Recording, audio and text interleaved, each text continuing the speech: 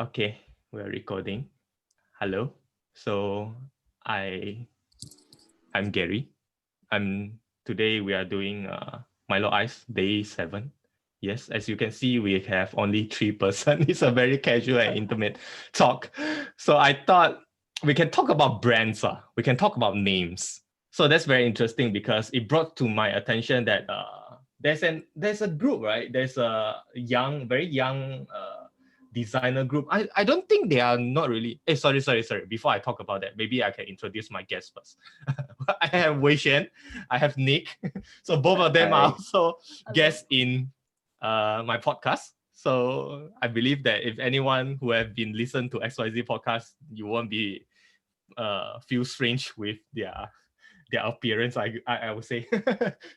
So yeah, hi, welcome. Hello, welcome. Thank you. Hello. Yep.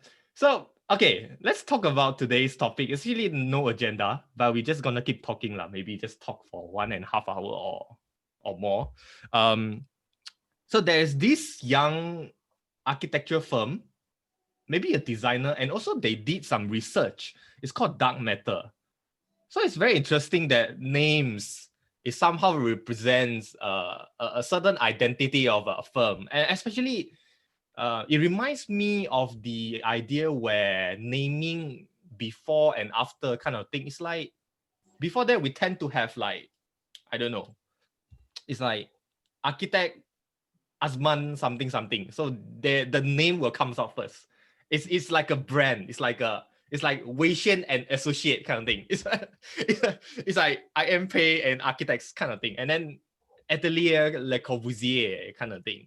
So maybe the first question I would like to ask you guys is, what would you name your company if you have one entity, like you wanted to operate as a firm, right? Would you name your name as the company name or like, a random communal name or collective name?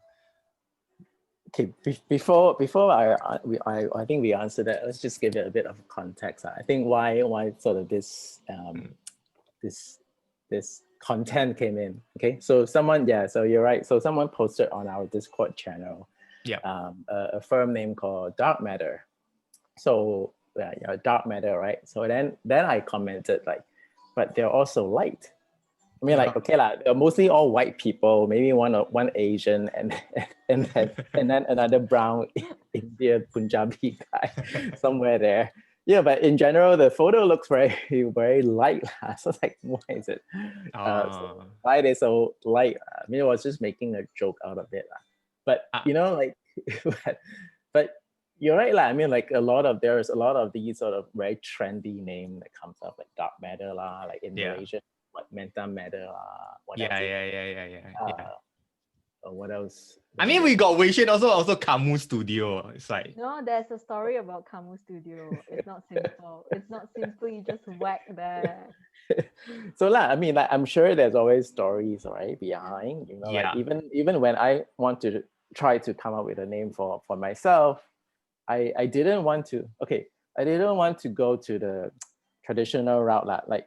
In my time, when a lot of these sort of firm comes in, they always have this very standard 3 letters kind of name, like BIG or plot, JDS, OMA, AMO, or even, and then one of the intern or associate that went to call himself Rex, REX.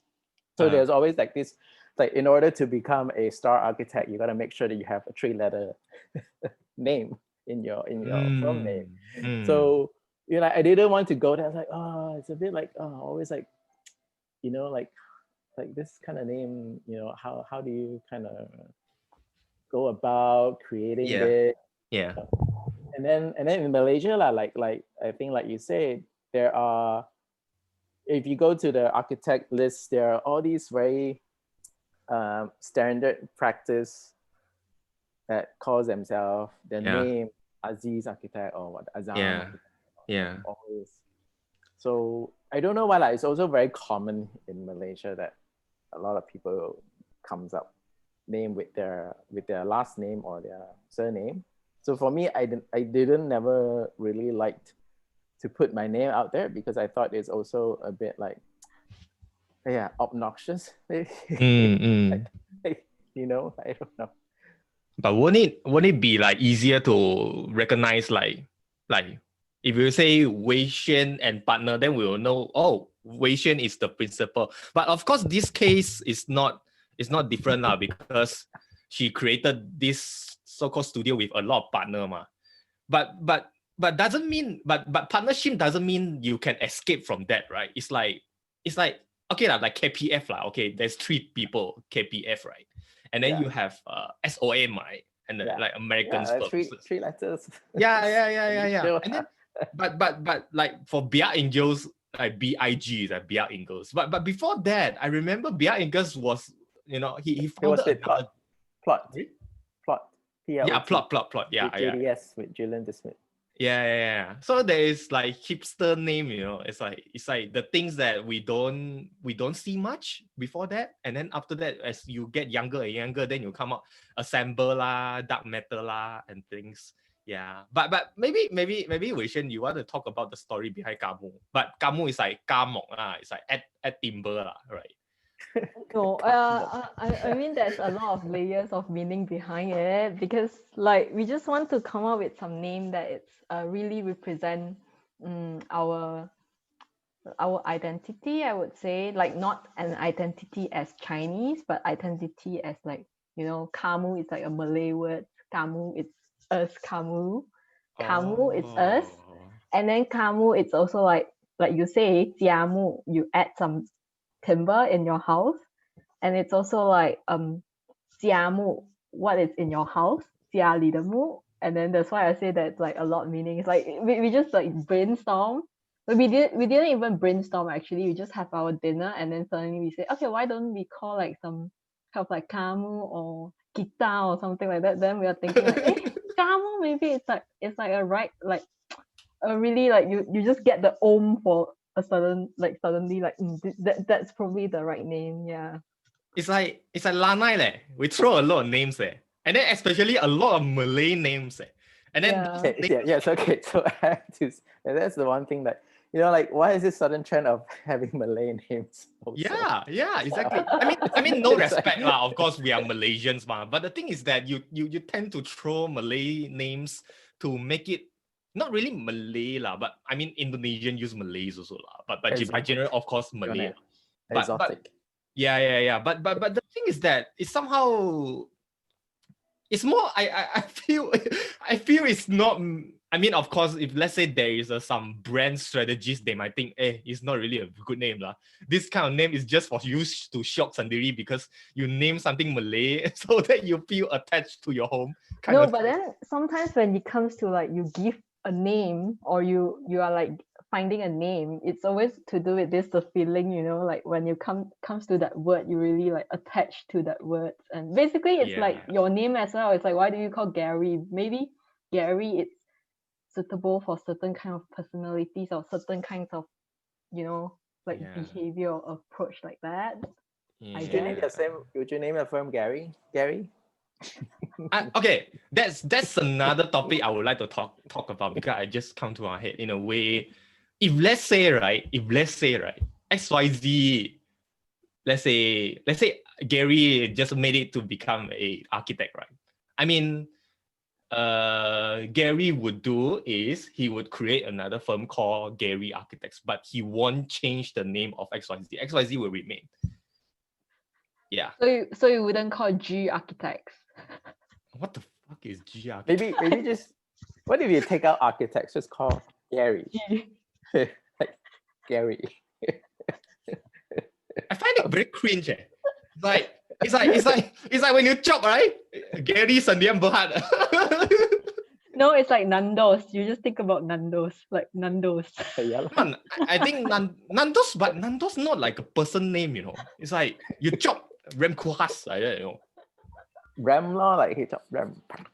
Yeah. You like Gary, like Gary. Very cringe, right? But I think it needs like something to. I mean, it's not actually. I do have an idea. Like, if let's say you got a firm, and then at some point, right, you develop yourself into another level already. Let's say you got an AR, let's say you are a doctor already, you know, you are established, you technically you can live without your associate in a way that you can write your own book, you can give your own lecture. So maybe you need an entity for that. But so you might wanted to come out like Nicholas Ng, designer kind of thing. Yeah, I don't know. with the condition, maybe it's you are really like top notch or well known, Yeah. isn't it? But that's where the thing I was so curious, because the selfishness in yourself or ego, you might wanted to create your own brand instead of depending on the brand that you has been long dwelling, you know. Okay, so I was just like looking up. I'm just looking on the internet. There is actually a Gary.com. But they are not. But it's not designer, right? It's a guy, and he shows his is a guy, and of course it's very religious. Like he's he's into Christ. So I think from his numbers, it's either Singapore or he's Asian. Hey, got the Hong Kong one, right? Gary also. I don't know, but it's just Gary.com. It's just like the first thing you see is God is love, and then he shows this picture of his family. Gary picture Chung. writing. So Gary Lam. Yeah, I mean, I'm not okay. So I'm not making fun of. I mean, I'm not talking bad on him. I'm just very funny lah. Like you say lah, it's a bit. That's why I would never. That's why I. Of course, when I was younger, I was like, not creative. I would put my name on it, like nicholasng.com, and then the more you think about it, it's like, do I really want my name out there? You know, like it's like, then it would be like, I don't know. So, but then, don't you think it's a chicken and egg kind of thing? If you do it, then you will used to it, or you want to used to it first, then only name it. It's like, why don't you try it and then you put it out there? It's like Nicholas Ng designer, and then after 5 years you will be fine. I don't know, but I guess the fact that you also need to add something at the back of your name, right? I mean, like designer Gary can be many things, like Gary designer, Gary architect, Gary design consultant, cobbler. I don't know. I don't know, so many, right? The fact that you have to add another name, but so it's like, I don't know. It's like identity crisis also. Yeah. What profession you want to put? Yeah. I don't know that. So yeah. And you're putting it as Gary, so it's the Asian Gary or the Angmo Gary. yeah. But then right, I thought about it, right? Is it by, I mean, of course, by morally you should credit your partners in a way that you don't, let's say me, myself, and Amos, okay, I don't call Gary your architects. Let's say I make it to become an architect. I don't call it unless it's like the partner also agree. Like for example, like Foster, right? It's like normal Foster we know is a famous guy. So people who tend to join him, they know that they are not Foster, they are partners, right? They are the and partners. So I'm there. I'm not Foster. But it comes to a point where, is it because more by moral or by legal wise, we just wanted to include someone else? But it's like a manner lah. It's like, I include you as a partner, but I'm still having my name. Like my name is Foster, man. You are like partners. So that by moral. I think that would be also legal though, because you're not a sole proprietor anymore. You are now a partnership or whatever LLC. They have many partners, so maybe you need to add the partner. But also, I mean, like you're right lah. I mean, like if the name is just Norman Foster Architects without partnership, and if I'm sort of promoted to a partner in the firm, I also have a role. I bring in, let's say, jobs. Technically, I should be credited, right? Rather than not being known as a partner, or just be some random architect dude working there. Maybe like ethically, yes, you could consider that. You want to add. Yeah, but in architecture firm, it's like usually the name won't get very long last though. Like once the spirit person pass away, and then usually it will just gone. Like Well, you Zaha, can talk this about one. Azadi, like, yeah, Hadid lah. I mean, like they still kept her name, but I Yeah. think because they still want to keep her soul or her teaching or her fame. legacy lah. Legacy, yeah. Yeah. Okay. I do have a very interesting question. Let's talk about the family legacy lah. It's like, would you like let's say you got a firm lah. I mean, doesn't matter if kamu or weishuen and architects kind of thing lah. Doesn't matter lah. But would you? I mean, do you wish the name to keep on, like a so-called like a tradition to goes on, even though you are no longer there after 100 or 200 years, if still going well? Do you wish the name still going on? Or you just think that, oh, once I die, I just don't want my name to appear anymore? I mean, technically, if it's using my name, if I'm well established using my name, it's a good thing for my the next generation to establish themselves. But in some sense, we will also create this like invisible frame or lock that's been locking you, and then start to comparing like, oh, you see how great it's your previous people doing, and you are like, I don't really enjoy. I'm died, and why what's my name? Like Malaysia BP lah, PKP Architect. Yeah. Okay.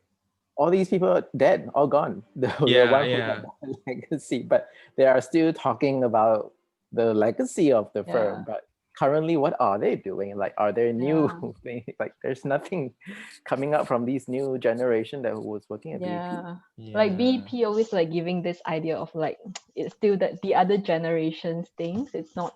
So the brand. What is their new position in Yeah, like for a while. I mean, like I came back Malaysia. Someone mentioned about BP, and I look about those people who do that. I thought they didn't exist anymore. Yeah. Buti and Edward is not around. These people still alive. But the thing is that if you were Kington Lu, okay, and then your name is not appearing in the company name, it's like you are the partnership. You got technically another senior boss called Buti and Edward, but you are considered as a partner. But have you ever thought to be a little selfish in a not so selfish lah, like self-preservation lah? It's like you wanted your name to be on top lah, instead of it's like you're spending years in Foster and Partner, but you just living in Foster shadow. you are still partner. You will no longer be the Foster. I think you'll never be like if you're in those kind of firm, because the name is so strong already. Like when people or new clients go in, they expect, if I hire Foster, I expect Foster to be there, or Gary to be there, or or like whatever, all these other people, and then you go in, you're like, Foster not working there anymore. Someone else is working. So I mean, like if your firm is a bit ambiguous, then maybe perhaps people don't really care because they'll just be more of the firm rather than the person behind it. And then for me, let's talk about the case of like BP, right? If let's say, because BP is still there because the director have a quite close link with the previous directors and also the founder lah. So, but then if as time changes, then perhaps the younger will, after they staying there for quite a few years, and after that they wanted to create their own company also. But the thing is that it's only leave up to the person who actually working there long enough, and then they must decide whether they wanted to keep the name or not. Unless it's like a brand lah. I just working for BP. I don't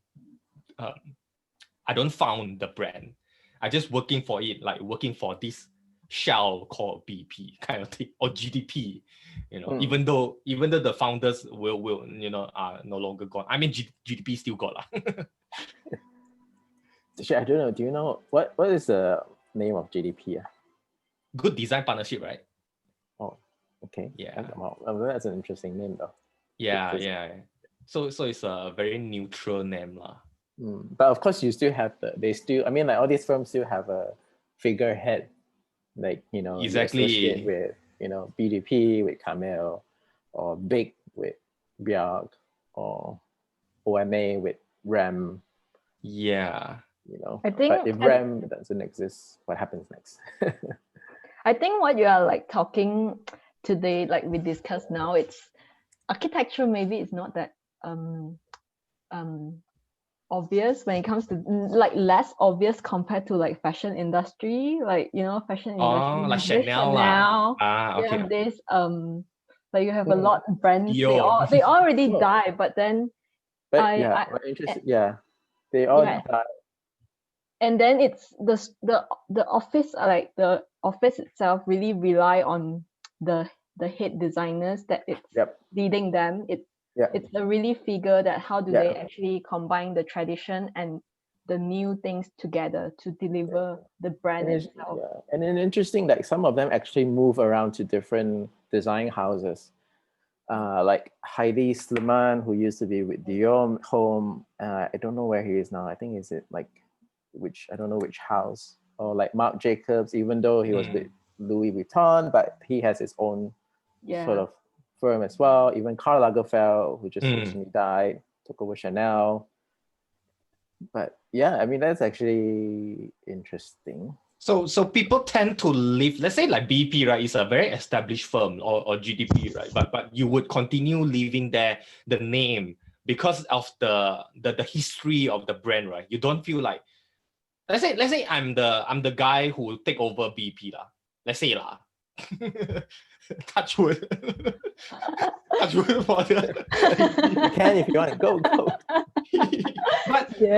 but it comes to a point that if let's say it happens in a way that, like, let's say unless it's like my father, or my father used to work there, and then I think there is a certain value of history lah, and then I work there, and then my children work there, then at least there is a certain inheritance value lah, But if let's say it's just for some, until a point where there's no offspring, there's no child anymore, there's no children anymore to work, continue there, then perhaps it comes to a point where would you actually forget, or you don't feel like you wanted to continue. I think that's where a lot of firms, they just die off lah.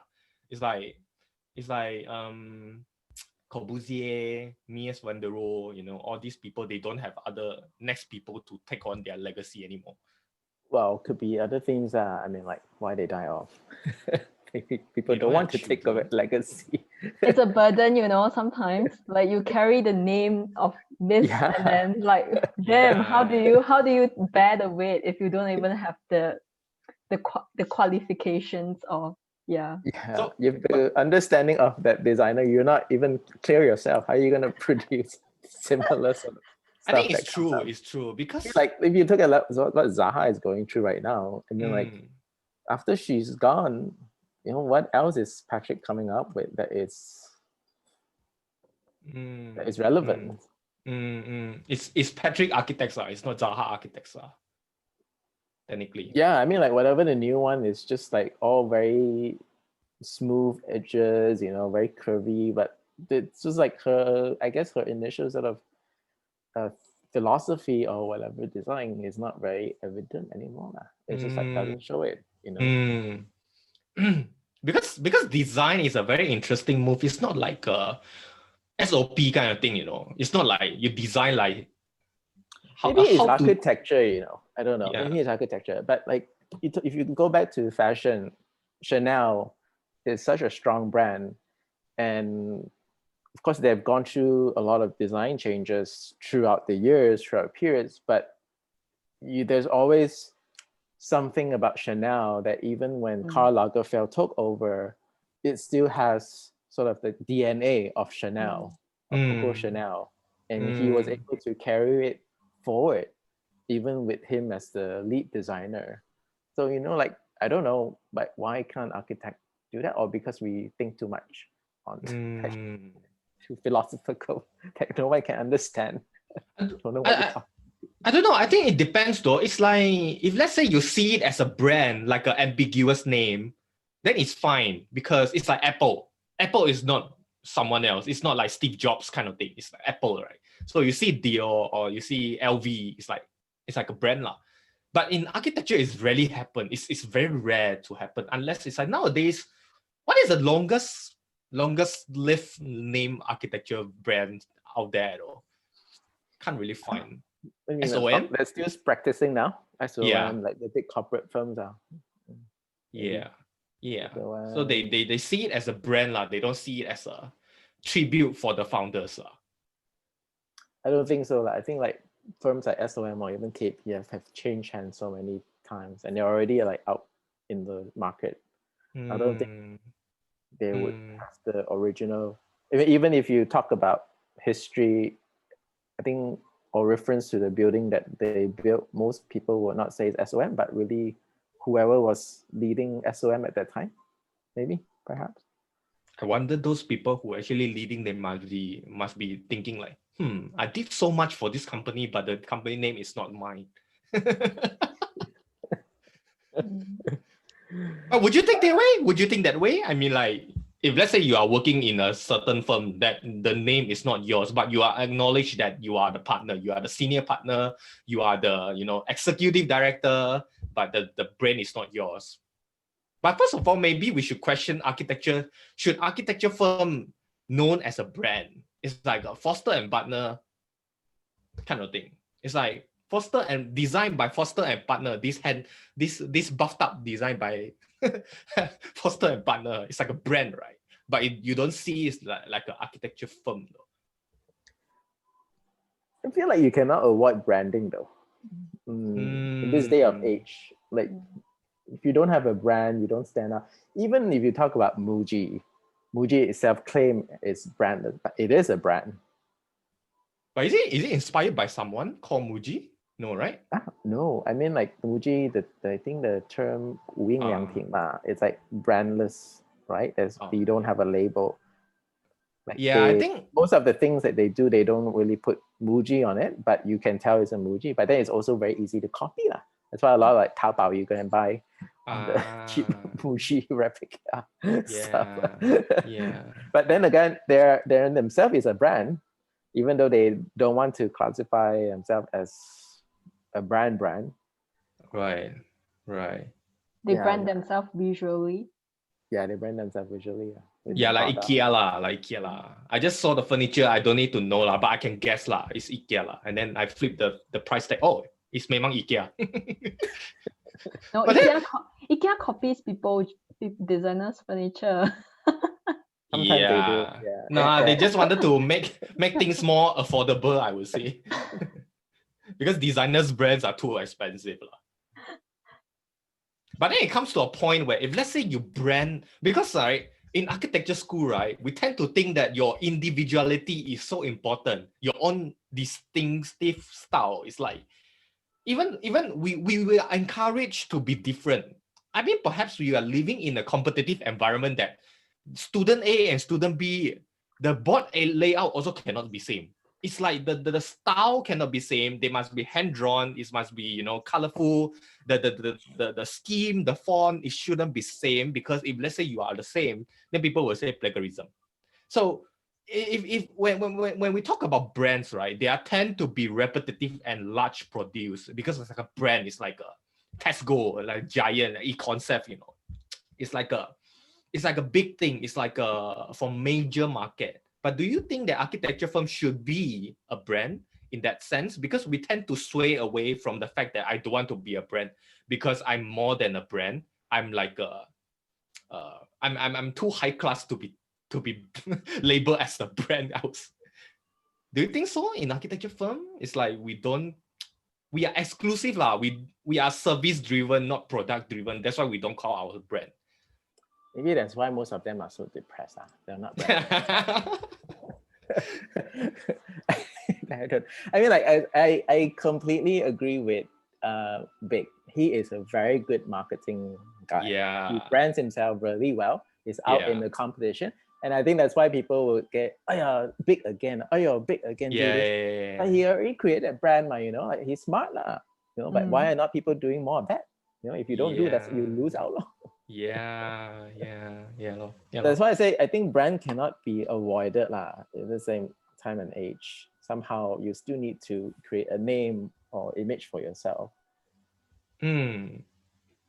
Okay Unless you really want to live in the cave lah, and then do your own little thing and don't care about other stuff lah. But then working from a firm, let's say as established as Foster or BIG or Zaha, right? And then you come up with another new. It's like Make Architects. Make Architects, the principal is Ken Shuttleworth. So Ken Shuttleworth used to work with Foster for I don't know quite a long years, quite some years.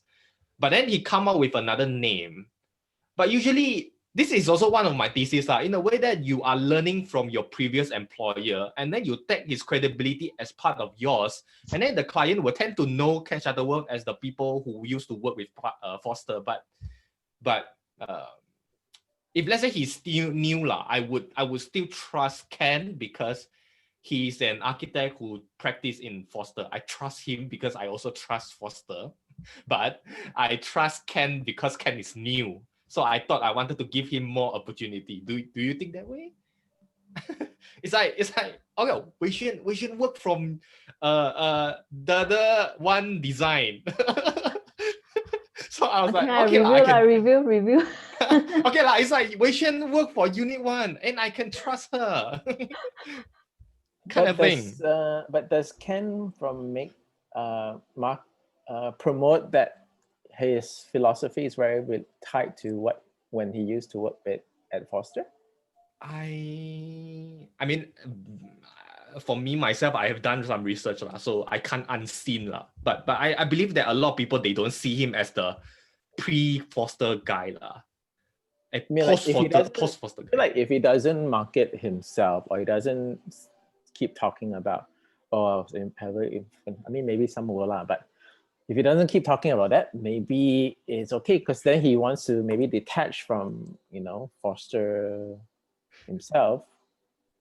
I know a guy who used to go around when he writes his biography, he writes the previous employer name. Your ex-family. But it's okay, what? It's okay. Yeah, it's fine. You're apprentice or whatever. So people like to do that. But the thing is that it's your portfolio, you spend years there. Yeah, it's your own branding as well. If you want to brand your company, you have to it's a way of brand yourself as well, isn't it? Would you include that? I mean, like Nick would you I spent in X amount of years in this company, and then this company in my resume it's written. You can see where I worked at. If you want, you can check. But resume okay lah. But then it's like, let's say short bio there, let's say you send to students for bio, but you don't say that right? I mean, that's why I never really market those where I used to work so much unless they really ask me, because I mean, I'm just not the kind of person that would I'm careful with how I use it, represent right. and use it, because if it's because I feel like sometimes when you say all this thing, it's very just for status wise, it's name calling Yeah, it's like, I used to work for so and so. I used to name dropping, I used to work with XYZ, whatever, yeah. Then people expect you to be, it's just like when you go to a good school, then you don't use the school, right? Like if I go to Bartlett, I went to some school in the UK, not well known one. But for school, okay, it's like school is like there are definitely a lot more graduates compared to employees, right? So it's fine so I can say, but I'm proud to say I work for ZLG, and then I don't mind to credit that, but doesn't mean, but I can include that in resume but not really in bio because it feels like I've been, it's like invading their privacy in a way, It's like, and then I'm not sure if they're happy or not if I use their name. I mean, unless you can say that, I was heavily, when I was at Foster, I really learned a lot, he groomed me, blah, blah, blah. Unless that kind of, when you're working at that firm, help you to guide your design principles or your design philosophy, maybe you can add, like, give credit to him a bit, like, okay, this is how I learned. But then I started on my own. Don't reminisce and like, oh, I used to work at Foster. It was so good, you know. Blah, blah, blah. But It's I just think, stating out loud. but I think years does count, isn't it? Like if Huat actually worked 10 years in Foster, then definitely he mentioned about it. But if you work 1 year in Foster, it's different thing. You don't mention about it. Yeah, I understand that lah. Technically, the year he spent, the year, you know, when once invested so long, it's like almost like a senior partner kind of thing, you know. It's like, can you imagine, like, you work for Petronas, and then after you work for so long, and then you let's say you start, you now you are moving on to another company called some Shell. petrol, okay, Shell lah, okay, yeah. So, but you can actually notice saying that, oh, Mr. Gary Yo is experienced consultant for the last 7 or 8 years in Petronas. Now he's the director in Shell. Yeah. But it's okay, right? It's okay, because a lot of corporate people do that. They will say you are, because maybe you'll be in a higher position, I assume. If you're in a low position, don't do that. Like, but when you go to Shell, you become someone lower. but then there is a certain, let's say like 5 years and above, okay, right? Like 3 years, okay. Do you proud to say 3 years and above? What have you achieved or accomplished in 3 years that you can say that you brought the company a lot of money? I don't know. But if you can say that, maybe okay. But let's say like intern don't need to mention lah. That one is too like peanut only lah. Obvious lah. 3 months, 6 months.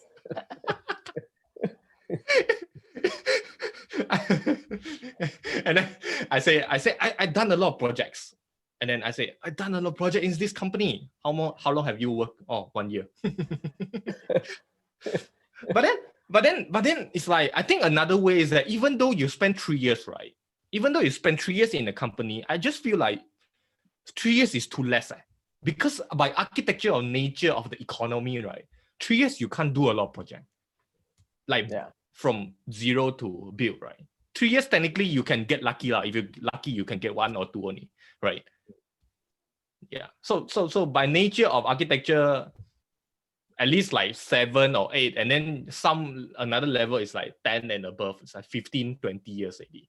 So at this point, and then people will look at it, it's like, wow, you truly lead a firm for so long already. But there's a problem with that, you know. It's like they say, oh, you 10 years there, why you jumping ship after 10 years? I'm like, why not? Hey God, hey. If you read Dia's subject book, the one on Norman Foster, the green color one. So there is this guy. Actually, he's alumni. He studied in Strathclyde, you know. He studied in Strathclyde, and after that, he worked for Foster for quite some years, and then he became like a senior partner, and then he jumped to Zaha Hadid. If you check his name, it's Mahmoud or something. Much I forgot his name but start with M . So it's a guy who used to work in Foster for quite a long time. Even Foster credit his name in his book, and then Manatau he jumped to Zaha Hadid architects already. but you okay lah. Maybe another question is I wanted to ask initially, but I forgot it. So but do you wish to be famous with your brand, or you just wanted to establish a brand, like just wanted to do things, you know, like Kamu Studio? That's it. I just want to do my job. But at what point you wish to be famous in a way that I don't want to be known as principal of Kamu Studio. I want to be weishuen.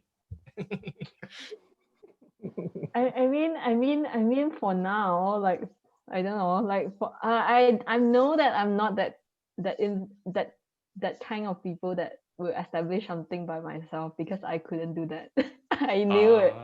Yeah, that's why I need a team. Like I think I need a team. So I mean I won't put myself into that weishuen architects. That's so much, there's so much pressure on that, you know. When the building collapsed, they would say that's weishuen architect. I'm like, fuck me, man. I'm done. It's okay. You can blame it to engineer. Yeah, you can blame it to engineer. No, but then that was like, oh my god, no. I don't want my name to be printed on newspaper and saying that's But architects is like leader, so anything goes wrong and then they will blame the architects, isn't it? It's like a project manager. That's why as architect you need to Tai Chi. Yeah, lor. You need to know. You need to know how to or else you get blamed for everything. Like, oh, yeah, no. exactly. Yeah. But then being a selfish person, let's say I mean, if there comes to a point where you are the famous one, like people will tend to, it's like a spirit person. It's like OMA directly people will know Rem Koolhaas. They don't talk about other director also. It's like the Japanese guy, what's his name? Japanese I think he's based in Canada, is it? I think he did something. OMA, right? Yeah. There's a Japanese young guy. Used work for OMA for quite a while. But then it's like you work for a firm, right? The spirit is always relate to the person, to the founder, I mean, no wrong it's nothing wrong with that, because technically I learned a lot of things from there, so why not, right? I shouldn't crave for that name, because I learned a lot, and then that person brings me growth and things. But at one point, do you think that you wanted to leave the company and say, I wanted to establish my own firm? It's like I wanted to be famous as myself. But then they come into, like, in Malaysia, there's a lot of firm where they establish themselves as like a collective thing, like DCA. But then Man In has his own, like, Man In's architect, like. Oh. Even in Unit 1 also like that. I don't post this out. Like it's unit, already, like it's unit, common. It's common. Yeah. So it's like John Ting Architects. No. It's the other. John is not a. Ken Wong. Yeah. Oh. Yeah, they'll have like their own sort of sole proprietorship when they'll maybe use it to stamp the drawing. It's not under the collective. Yeah. Oh. Hey, it's like Sana leh. Actually, like Sana, the guy Rio also got his own firm, and then he did his own thing also sometimes without Sejima. I think it has something to do with some legal thing. Like I think the collective is not allowed to stamp or to sign a drawing. Whereas I might be wrong but when I was in China, it's slightly different, because they have a collective sort of stamp rather than, I mean, they also have individual architectural stamp, but in order to get a project approved, it actually has to be the firm sort of stamp. The key personnel, like someone to in charge. Yeah. It's something about like you need to get this, like, in a responsibility. Yeah, it's like the firm kind of, because like my friend from China, she has a architectural license, right. But basically she doesn't work in the firm. She's only part at the firm, quote unquote part but her physical body isn't there because she's in Malaysia. But in a way, they actually collect, like, I guess, a lot of registered license. I don't know how it works, but it's not like as simple as what Malaysia is. Well, it's like a pool. It's like a pool, gather a lot of ARs. Which is quite interesting. I mean, I may be wrong, but all I know that they don't have the system is slightly different. Maybe it's like a pool to collect architects from all around the world. So everywhere they have projects, so that someone who can stamp on it. throw the project inside the pool, and then the piranhas will grab for the projects, and then see who wins and get the project. Actually, as a collective, it's quite interesting though. Why don't they do that? Like, why one individual? No. Okay lah. I mean, being a devil advocate here lah. I don't feel like wanted to do. I mean, of course, for the long term, I always wanted to do jobs with people, right? I mean, like with different kind of people, I'm okay with that. I'm strongly encourage the collaboration with different kind of talents and individuals. But the thing is that when it comes to collective, right, it doesn't. In the end, right, there is no such balanced things. It's like you say, it's a democratic society. So in this company, we are all they call what it's a employee-owned company kind of thing. So it's like you and the boss are actually sharing the asset of the company, so there is no hierarchy. But when it comes to that sense, right, we will directly link the company to the spirit person, to the key person. It's like Make Studio also mentioned that he's like a employee shared company. It's like a community lah. It's not like when you think of Max Architects, you think of Ken Shuttleworth kind of thing. They tend to do like you don't think of me, but somehow by business wise, we just wanted to get someone, right? It's like when I think of Kamu Studio, I might think of Hao Xiang, for example.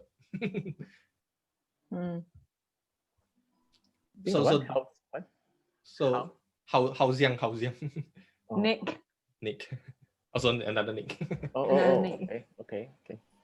Yeah, but then I think a lot of people don't want to do collective. Some lah. But for business person, like point of view, like for survival, for sustainability, okay lah. Like I want to do it together. But then when it comes to a certain point, like you said, like Manin, right? I think why not to come up with his own name, because he is capable to do things further.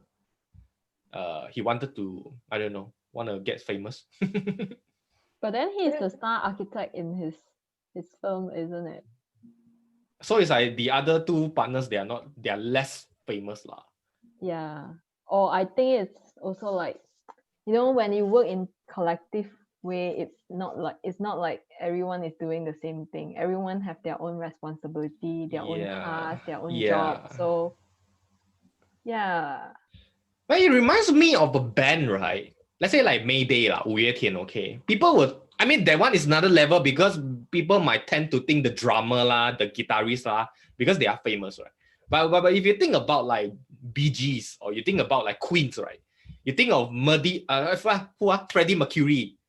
It's like Queen. Brian May, or maybe comes later, Like Beatles, I will tend to think like John Lennon, Paul McCartney, They don't think, I mean, George, the one is later, Yeah, I mean, like, I don't know K-pop lah, but all these K-pop bands, all these. Hey, K-pop, so very many uniform, in there, They're like, some of them have like 10, 14 people. Yeah. I don't even know who they are. They all look alike. Yeah. Like, who's this? No. They are come from the same surgery same company. No lah. Just kidding.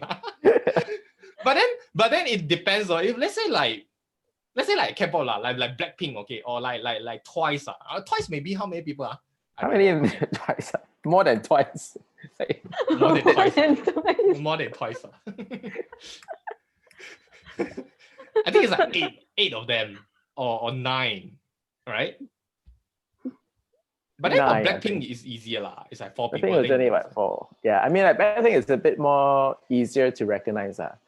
Like, when I first saw BTS, I had no idea. They all look the same. So I cannot tell the difference. But then BTS got someone famous one, right? But then it's like when you like before that, what what's the group back then? It's like very famous one. Big Bang. Big Bang. No?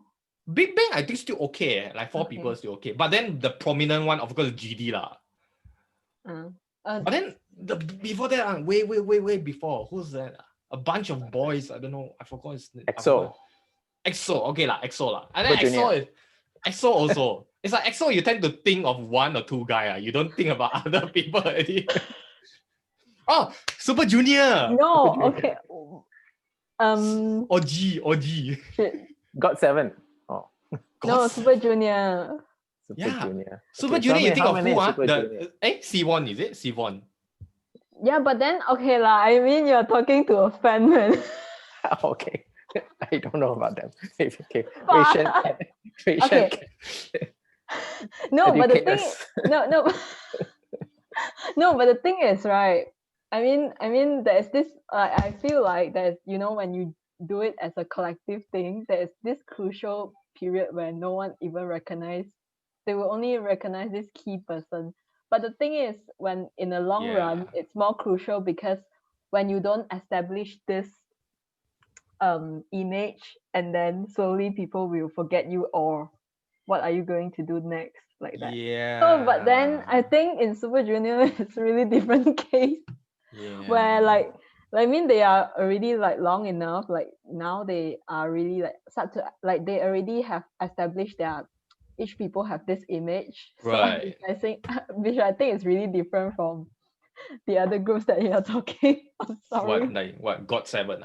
But how do you how different are they? Like what do you mean? Like they don't have their like they don't really focus.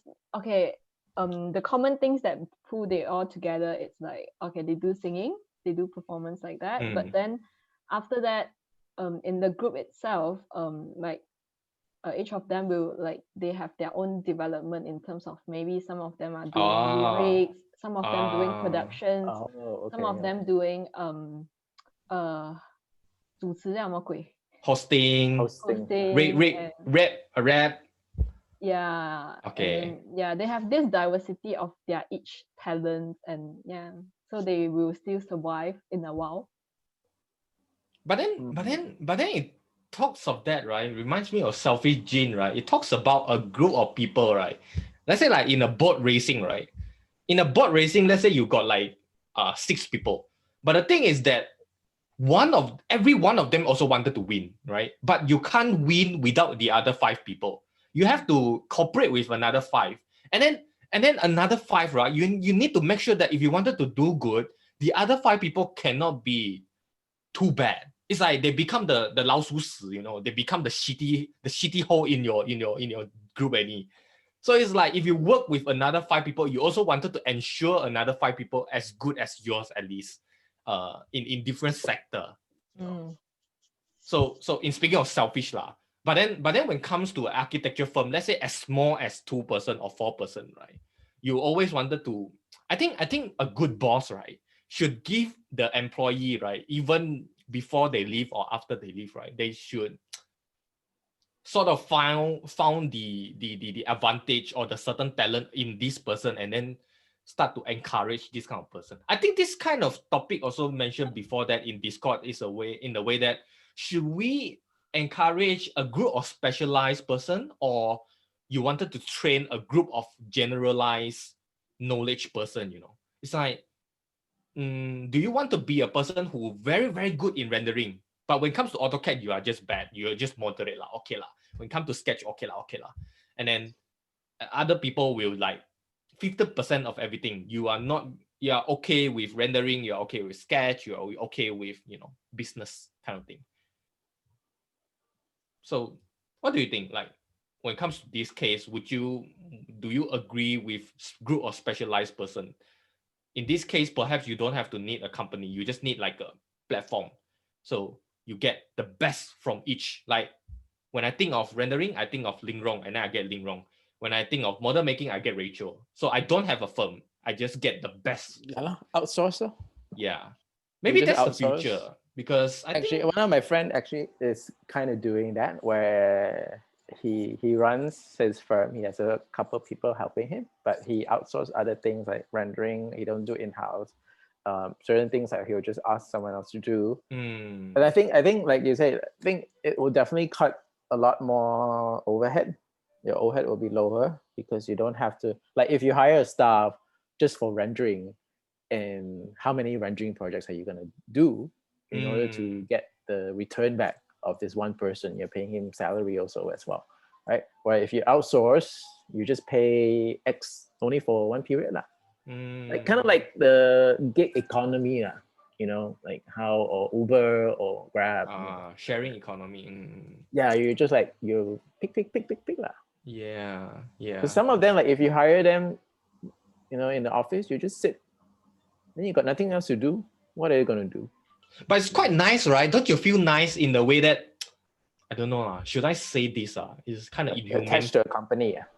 No, it's kind of inhumane for me to say this, but I'm gonna say it in a way that it's that kind of enjoyment to possess a person as your employee, you know. The possession of employee. Oh, it means you like to have someone. Oh, that means I got an No, employee. it's like I hire someone and then I can 呼风唤雨. I can say, hey, weishuen, do this. Hey, weishuen, do that. Like coffee. No, like coffee, the one I can make for myself. But then it's like an assistant. It's like, don't you feel great? It's like, isn't it the same if you outsource it? It's just that they are not in your office. No, so you want the different. person in your office. But yeah. But the thing is that when you have person in office, right, you can ask him to do whatever. Oh, okay. It might sound suddenly wrong, got job, then suddenly got job. Oh, hey, do this for me. Yeah. Hey, help me lah. Like Yeah, but if already, let's say go. outsource, right, you can't just ask, hey, Ling Rong, can you help me to draw a little bit? He will like, hey, what the fuck, man? I'm just helping you to render only, you know. So in the company, we tend to favor the generalized person, but then when in skill, in speed, and then we prefer the specialized one. So then for general one, it's like, okay lah, hey, Mr. A, can you just do everything lah? Whatever you just do. And then I have that kind of sense of ownership. It's like I own you because I pay you. What they say, slavery. Yeah. Slave but master. then when it comes to a point, like, as let's say when come back to the topic of brands, right? If let's say you off like you did in a freelance basis, the credit always goes to the designer, right? It's like I'm the one getter, right? I'm the one who commissioned by the client. I will get Nick to help me draw. I'll get Weishuen to help me render. But in the end, the guy who famous is actually the guy who invite the people, right? It's like singer lah. It's like Ed Sheeran, not Ed Sheeran lah. Let's say a band lah, and then the vocalist will be the most famous one, and then the other people will 吃亏 a bit lah. They will slightly shun away. Yeah. I mean, a lot of cases. I mean, I don't know. Like sometimes you also wanted to be selfish. Well, I guess everyone is selfish. Yeah. You want a name for yourself, you know. But most of the time, okay, I was just watching. Reminds me of this. I was just watching Fantastic Four just now. So one of the scene was the guy talk about, you know, how or in the story, I don't know if you watch it, they found this device, they invented this device for let them travel interdimensional, but then the people in charge involved didn't want them. They want NASA to come in to do it. So then they say themselves they wanted to do, so one of the guy mentioned, like, you know, like, if you talk about Apollo 13 or 11, who designed the spacecraft? But in media, you know about Neil Armstrong. You don't know who designed it. You didn't know the scientists that designed the spacecraft. Yeah. But the spotlight goes to Neil Armstrong, whatever other astronauts are. But they didn't design the spacecraft. The scientists who designed the spacecraft brought the astronauts up to space, but the one who gets famous is the astronauts. Right. So similar case. I mean, I don't know that, but if it's a building wise, I want to say something. When I walk down the street, right, I went down to this building, right? It's called Drum and Monkey. Drum and Monkey is actually a bar. It's a restaurant name.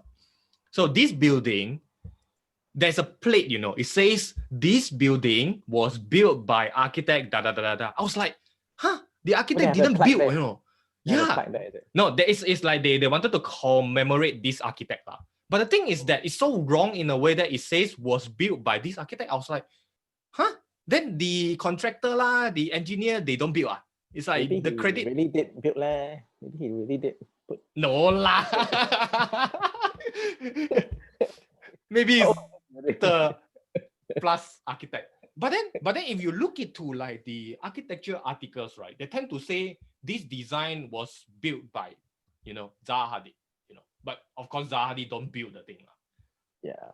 I mean, some even don't credit architect. We were trying to look for this architect for the fake Zaha Hadid building in KL. We couldn't even find like who was trying to. The one in Mont Kiara? Yeah, the one in Mont Kiara. Okay. Yeah, with the curvy thing. Curvy, fake curvy. Hey, We're near Paprika leh. Yeah, it's near Paprika. Okay. We're wondering like, who was the architect who designed it? You know, like, but the property site also doesn't mention it. Does like there's no credit to the architect. Maybe is it like an in-house architect? That's why. Oh, no, we found out it was a Spark Architects who did. But it took Spark. Spark, yeah. They packaging themselves in pink color. Yeah, so it took a while for anyone who wants to find, you know, who the architect is. Like it's not very like first. It's not the first thing if you search for an architect for whatever building. Oh, Singapore firm. Oh. They have an office based in KL. Hey, it looks very what? The pink color looks very like who are the designer? The guy who wear a spec one? The pink color Rashid, guy. what? Yeah, Karim Rashid. Karim Rashid. Yeah. And then the what? The symbol, the 米字号. In the the brand this is Spark. The symbol there. Oh, they designed the Arte. Is it Arte? Yeah, the Arte KL, is it? I mean, it seems like it like I think the architect of record is not them. I don't think. The local architect, Because I think they're not qualified to sign. It's okay. Yeah, like most of the time, you know, like you don't know who the architect is. But at least in Malaysia, I mean, like other countries. But I mean, we have been talking about the claimation of a certain project as your brand, if the project is good, right? But do you agree? Would you claim a certain project that it went down so badly, but you claim it as yours? Because if you claim it, it might be ruin your reputation, right? It's like Kengo Kumar lah. Kengo Kumar did some ugly building back then, and then he tried to try to disown the ownership of that building, and then he say, "Oh no, not me. That one is 20 years old Kengo. It's not me." Yeah, they will normally have this interview and saying, yeah, I did a building that it's like. I feel ashamed about. Yeah, I feel ashamed. But why?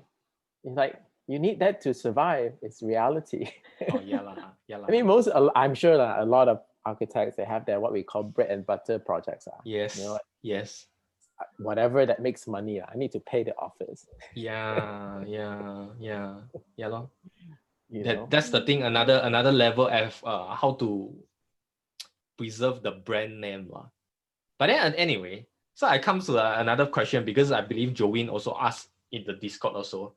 I mean, regardless of the brand, the product, the services, do you want to be famous? I mean, being individual. I mean, you can saying that, I wanted to get famous along with my partner. Okay, fine. That one is quite an altruistic move. But for me, I would want to be famous. But at the same time, I would encourage my partners to be famous also. I don't want to be famous myself only. But would you want to be famous? You're very 大方, very. No lah, I just feel like no. I think I wouldn't want to say famous, but I want to say to be recognizable. Famous is a bit like what's the difference though? Famous is like is Nicholas famous? Is Nicholas famous for I'm you? Not famous. No, I think famous maybe is the kind of people that you'll always have people follow you. Like Saxana. See you, they'll immediately. Where maybe recognizable is smaller crowd. Perhaps. Yeah, but I know you're who, like, yeah. I don't need to be on newspaper. That's all. Yeah. Oh. But it could, but that's the thing. If you're talking about like architects who did some typical houses, typical shop lots, they are famous, right? They are famous in the developer's eyes. But then it's not famous for us, because in architecture we don't take their project as our precedent study. We tend to take like Manglo lah, Saxon lah, and then we tend to take like other, the so-called star architects works, because they are famous in a way. But then the definition of famous, it could be works in different kind of contexts, right? But I mean, if let's say you wanted to be famous, what kind of crowd would you like to be famous? I mean, you can be famous within the educator system. It's like we tend to think like Professor Tajuddin, right? And then I think he's famous because of his writing, his critical thinking, But I don't think he's a famous designer. I mean, maybe he does lah. But maybe he's not a designer, but he's probably recognizable within the academics. Yeah. If you don't know, if you're not in the university, you may not know him, or except maybe from the opinion at articles he wrote at Star or Sinju.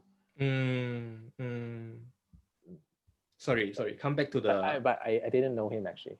I don't know who he was until very recently only. Did you manage to meet him physically? I met him, but a lot in the past people talk. I don't know who it is. Yeah, I remember that time the new studio. What's their name? Next Gen. And then Ken Yang came in, and then a lot of people just surround him and say, "Oh, I want to take picture. I used to work with Ken Yang. I like something. Levy also. Ken Yang is famous. Yeah. But then maybe weishuen want to be like Professor Taj. Like recognizable, not really famous. Recognizable. So you are famous. You got the blue tick, but you're not famous. No, I don't even have blue tick because it's not too sure whether it is like an official account or not. Don't do that lah. I mean, got blue tick already, then the hackers will aim at your account already. Yeah, I tried to on Instagram. Is it? Yeah. I wanted to try to get for XYZ, but then I see the number of followers. I was like, the one lah. How many you need? Is that minimum? No. But it's rather a verification process by manual. It's like people will went through your post. Yeah, I applied for it once. How is it? You need to attach ID and stuff like. I don't remember. I mean, like I didn't apply just because I want to be famous. I thought maybe I applied. Okay, I can verify my account, everything. You are the real person. Yeah, I am a real person. But then they rejected me. But then that's the thing. But then the story before that is you wanted to verify because you found another Nicholas Ng. That's why you want to say I'm the Nicholas Ng in KL, the only one Nicholas. Original. Trademark. Authentic. Yes, trademark. Yeah, but you wish to do that because you wanted to, I don't know, to authenticate. But growing up, there was not a lot of Nicholas Ng if I search Google. But now, poor, like full list come out. Serious. Yeah, I mean, back then maybe not much English name lah. I don't know. Or maybe Nicholas is not a name that it's for. Before that, it's a now. Yeah, I don't know. Maybe more common now.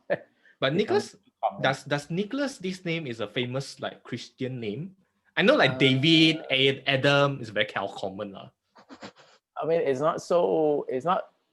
not like the first name most people would take. I guess. I mean, it's common now. I mean, like Santa Claus is actually Saint Nicholas. Sorry, what? Santa Claus? Santa Claus. It's actually Saint Nicholas. Oh. Yeah. Okay. That's interesting. So Merry Christmas. Yeah, Merry Christmas. Yeah, but then I think about it. It's like festival and brand, they are closely associated. It's like we tend to do something to remember something, and then we tend to stereotype a certain object to another kind of person. But the thing is that, right, it comes to my mind like Data Wowe, for example. It's a very interesting name because it combines of two-person name, but you don't realize it is actually from two-person name. And then and when it comes to the nature of work, right, you don't go to Data Wowe and say, hey, I want to do 50-story mixed development. And then we tend to associate their nature of their work with interior, with publication, with curation. Okay, that's Data Wowe. But then when you go to like GDP, you don't ask GDP to design bungalow kind of thing. I mean, they did some but they are not famous for that. I mean, do you want your company, if let's say if you have a company, do you wish your company to known as a multi-diverse company, or you just want, but at some point you will famous for certain things, right? You just can't get famous for everything. Yeah, it's like Foster. It's like Foster. I mean, like in this economy, whatever I get, whoa, come. Yeah, sure. yeah, 50-story building. Yeah. But I mean, I know what you mean, but it really depends, I guess, on the firm's philosophy. If they're the one that don't really do 50-story skyscraper, they may not be able to do it as good as someone else. Because experience and exposure lah. Yeah. I But mean, they then, probably wouldn't say no, but maybe they may reject if they're very solid on their firm's vision and philosophy. Yeah, and then, so that's sort of draws me into the interest about the architectural business in a way that like I read from books lah. I don't know how true is that lah. So it says that like Foster, if let's say you wanted to do a airport design, right? Airport usually are huge. They are like huge projects. So the government usually the one who commissioned you, they wanted to ensure that you have a certain portfolio. But then let's say like Stansted Airport is his first airport project. But then there is no precedent project in his career before that to design an airport before Stansted Airport.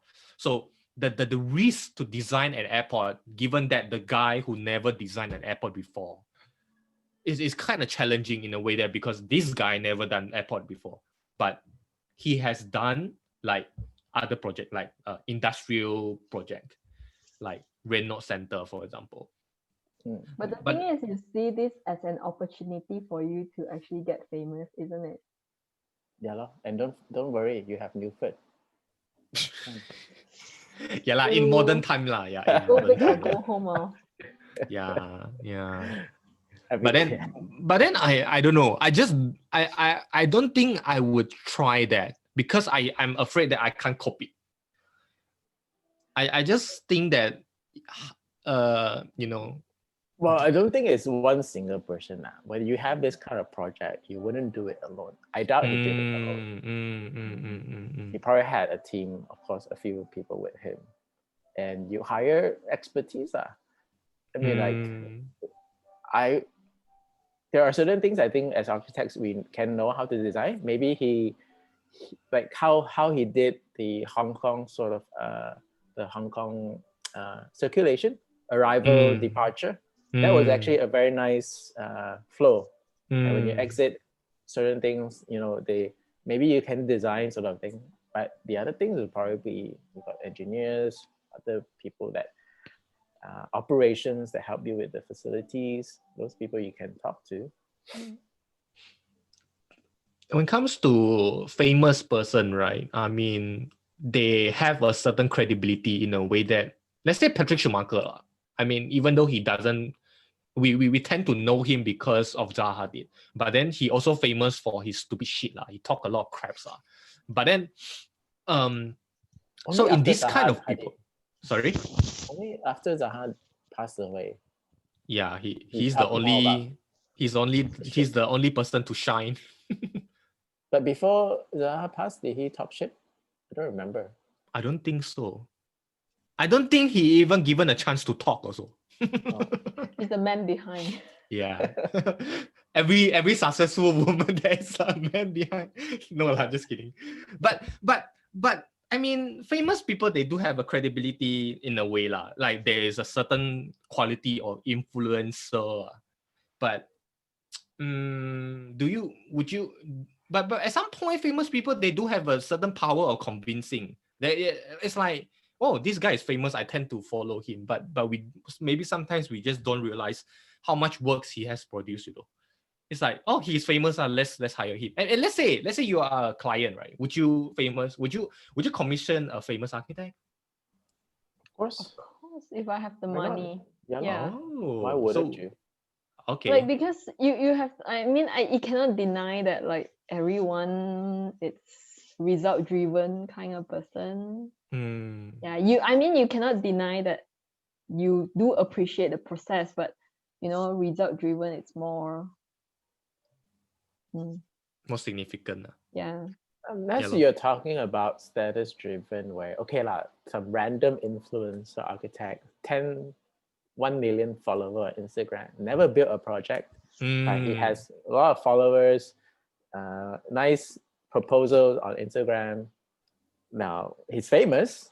Would you hire him to build your house? Like Chris Pratt, is it? Chris Pratt. I think Chris Pratt built that. He did. But then, a good example. Okay, a good example is YTL building a house. You know the white color house. Whatever Damansara one. Yeah. On the hilltop one. Yeah, on the hilltop. So that was designed by an artist, not even an architect. Oh. So the family loved the artist so much that they asked him to, French guy, I want to can you design me a house?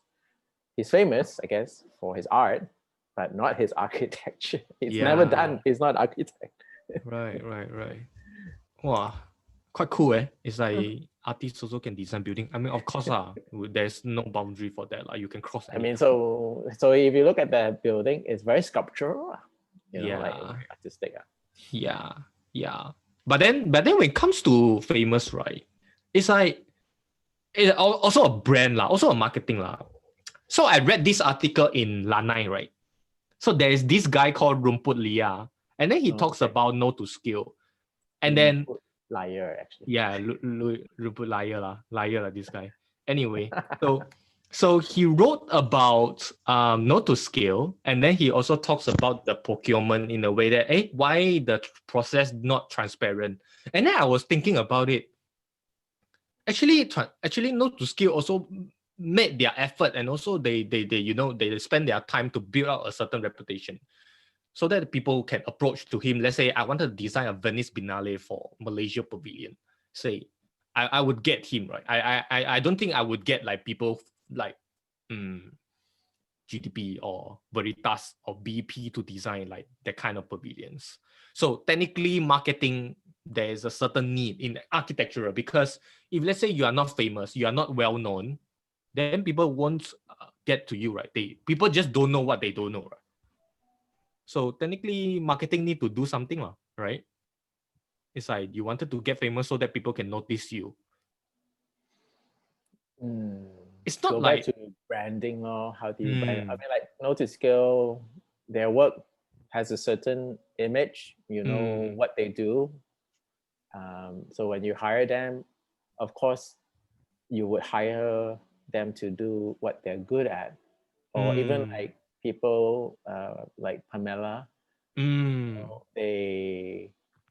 People hire him, or Gary Frank Gary.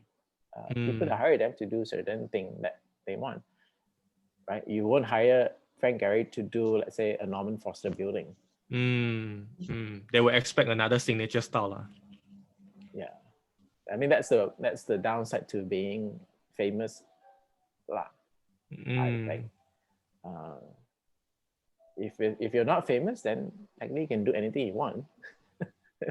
I think you are well known. I mean, famous or not, maybe it's another. I don't know. It's another direction, but I think you are well known. I mean, Nicholas, you are well. I mean, Weishuen also well known in another certain perspective, But then, don't you think when you are starting to notice that a lot of people will start to follow you and they start to notice your works, they start to appreciate your works. Do you think what are the trouble, or what are the unpleasant experience you had? Because for me, since I have done podcasts, and then my appearance in public is getting more and more, right? So I don't feel comfortable at some point, because it feels like I'm not doing things for myself. I'm just doing for this thing called podcast.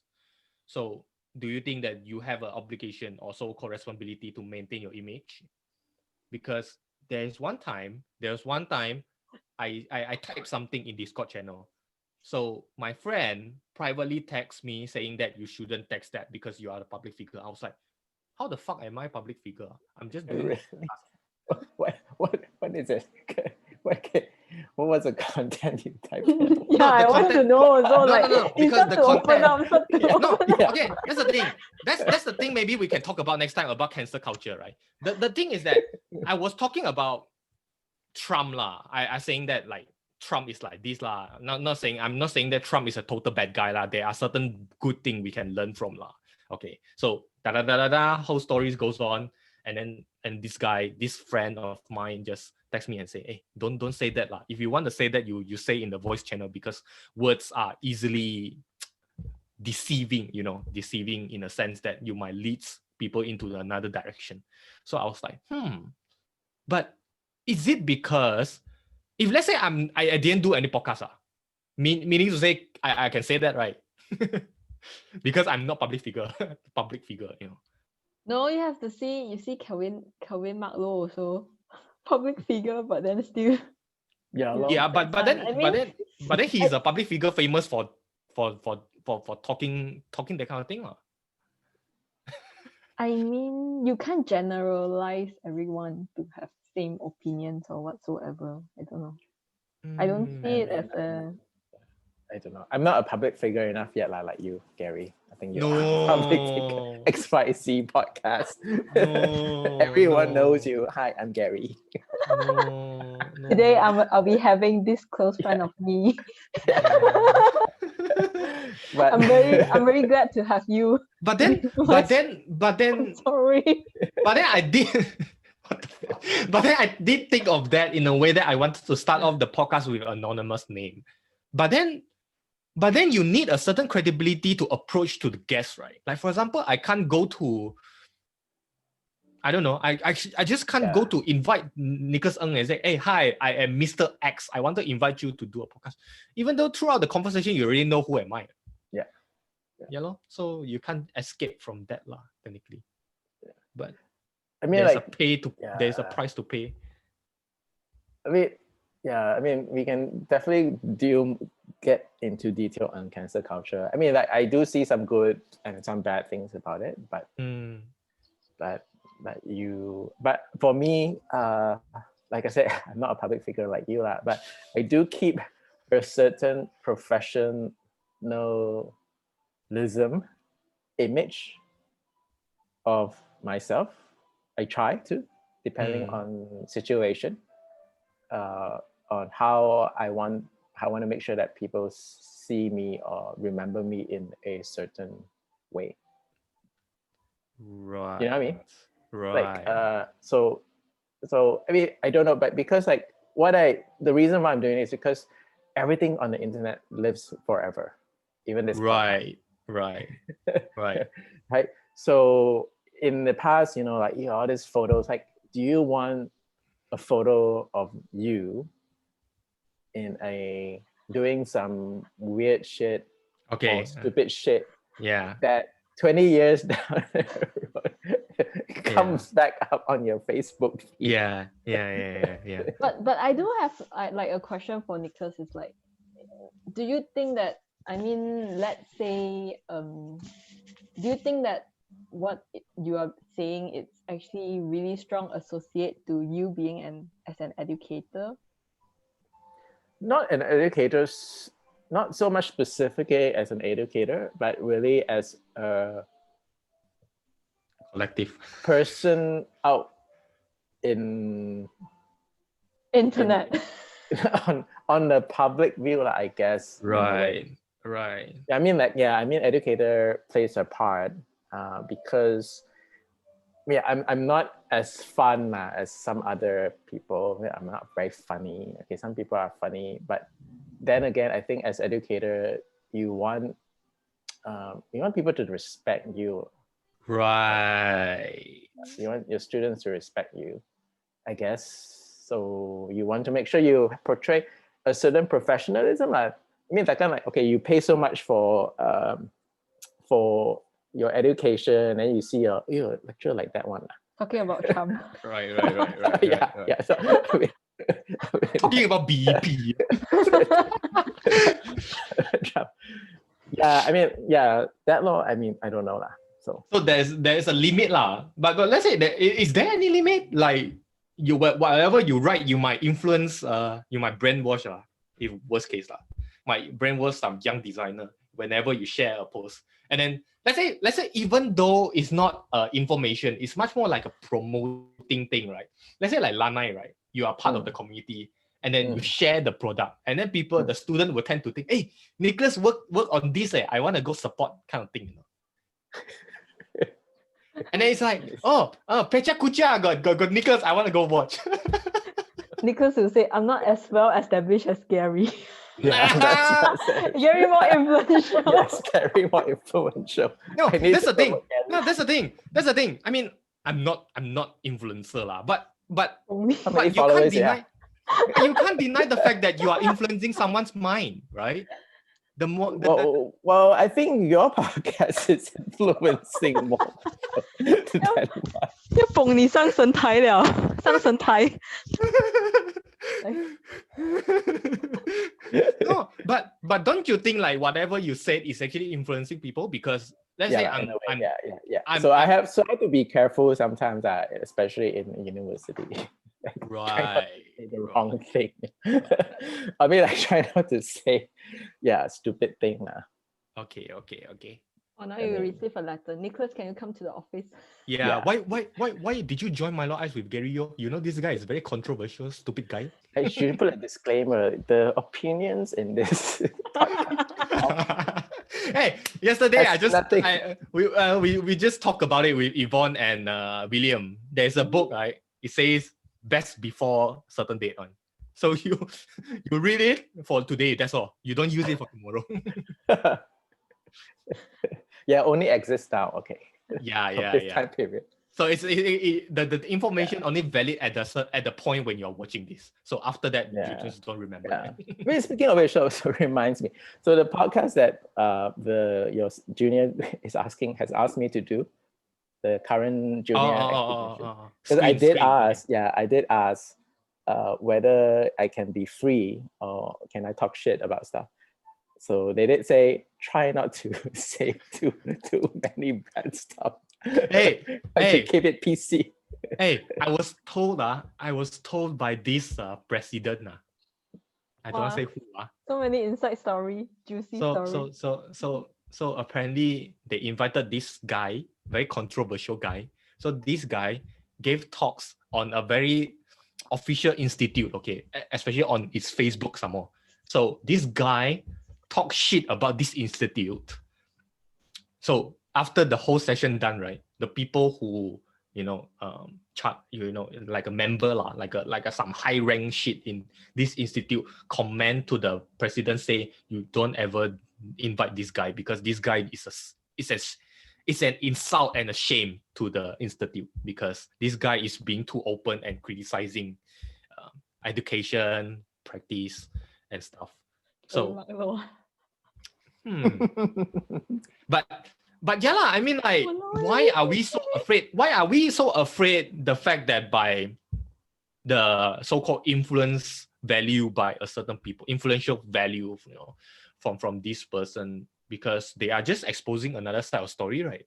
Why you wanted to? I think being famous also another harm in a way, like propagate a certain message and then people will tend to say, wow, this guy's so brave. I clap for you. I want at least. But then they don't want to be involved. They just clap behind. Exactly. That's the thing. That's the thing. So it's like, I wonder if it's just a cultural Malaysian culture that we tend to avoid a lot of this uncomfortable discussion, uncomfortable conversation. Yeah. And then if conflict, let's say we don't want to have conflict like, argue with you, Gary. I don't want to be your friend. See you, bye-bye. And then the shitty part is when A and B argue. So if let's say you are a friend of B, you cannot support A, even though deep inside your heart you feel like, wow, A is the best guy ever. And I met this kind of people in a way when B. So we know these two famous architects, right? So B. Usually when you do project with this guy, especially in a certain sector, then you will thought of this guy. So a lot of people, a lot of projects you also often associate with this B guy. Okay, so when you talk with A, when you friend with A, and then B will tend to think, hey, since you friend with A, you don't work with me,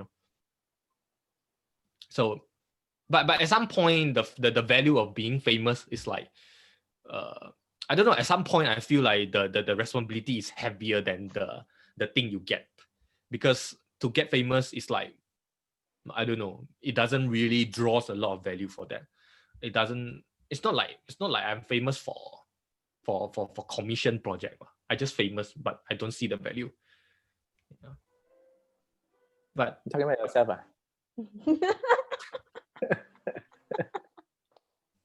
okay. No lah, I'm just saying. But I mean, what do you think? I mean, you have been giving talks and also giving your thoughts as an educator, but at the same time, you also talks about Vernadot lah, for example, and then tend to associate, like when talk about Vernadot Malaysia, we tend to think like Nicholas, right? Yeah lah. I mean, like somehow that day I had a review session.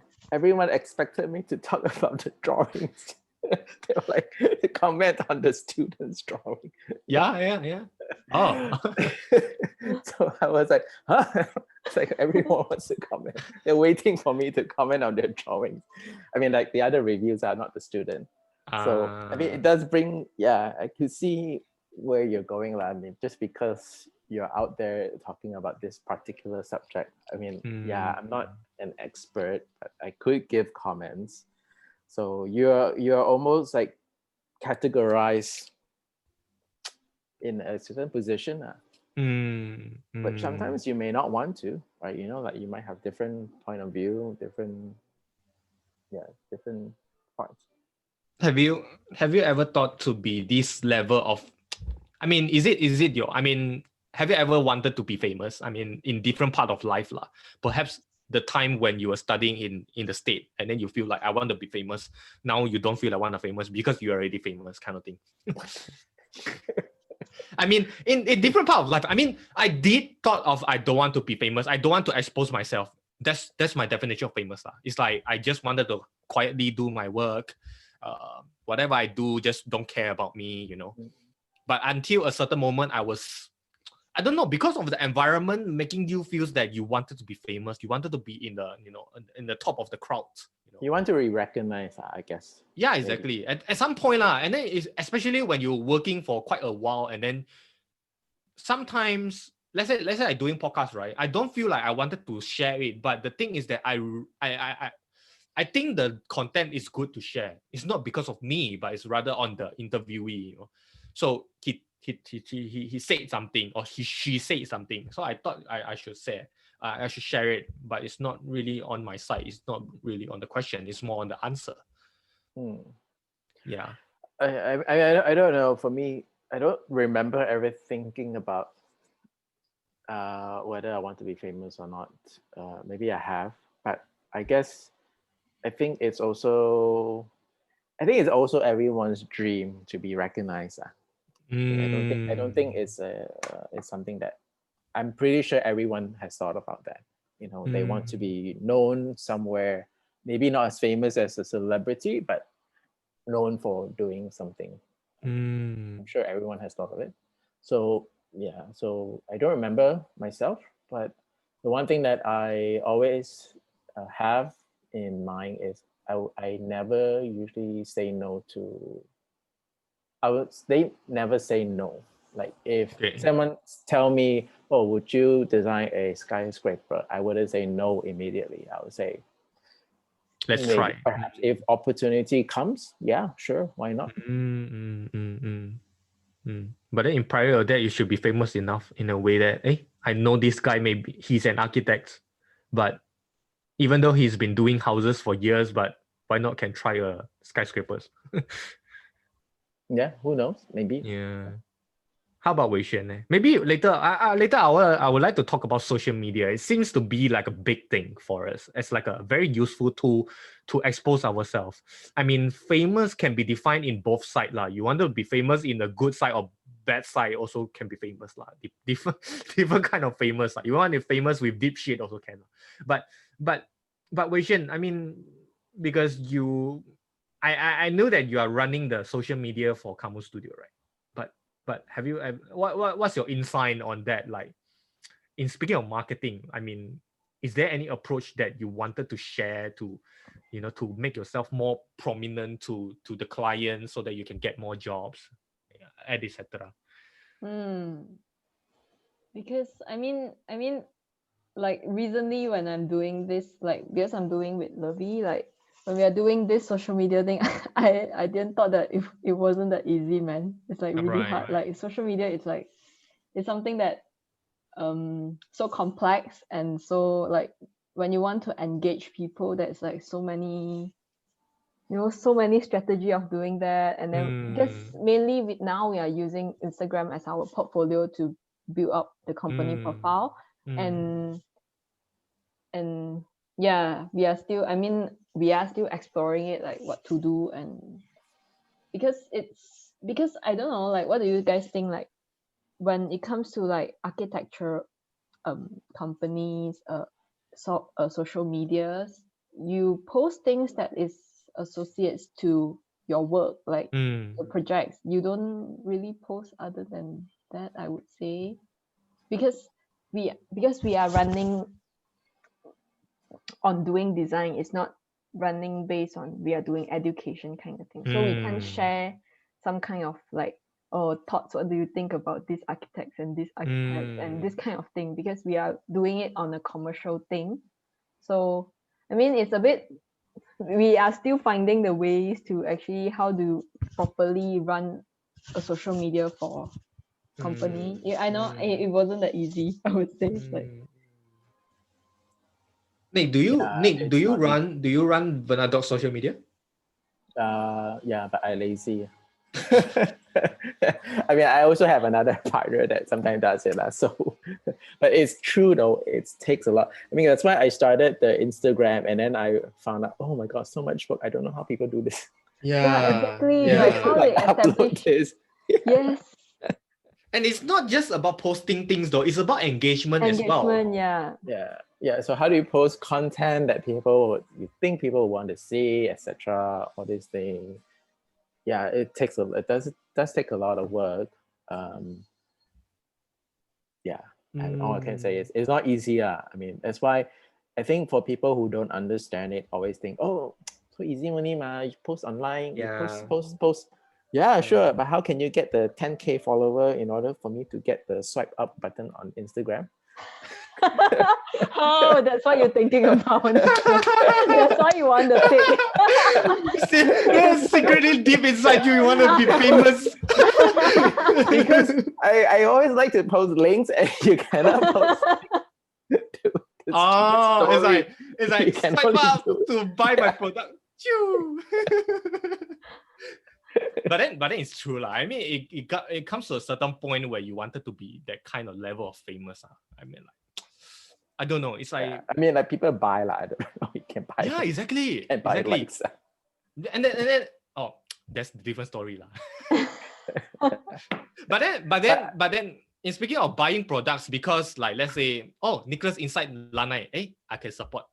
If let's say no one I know in Lanai, I probably wouldn't buy it. So I wouldn't say no. I mean, like depends on the content. Like I've seen some people who does it that don't just post pretty pictures of their build projects. So I think they would also post like what is their mission or what the company is. It's kind of like giving an insight to the company themselves. So some accounts that I follow in architecture do that. Others are just purely architecture porn, like beautiful images, blah blah blah, all this stuff. Yeah.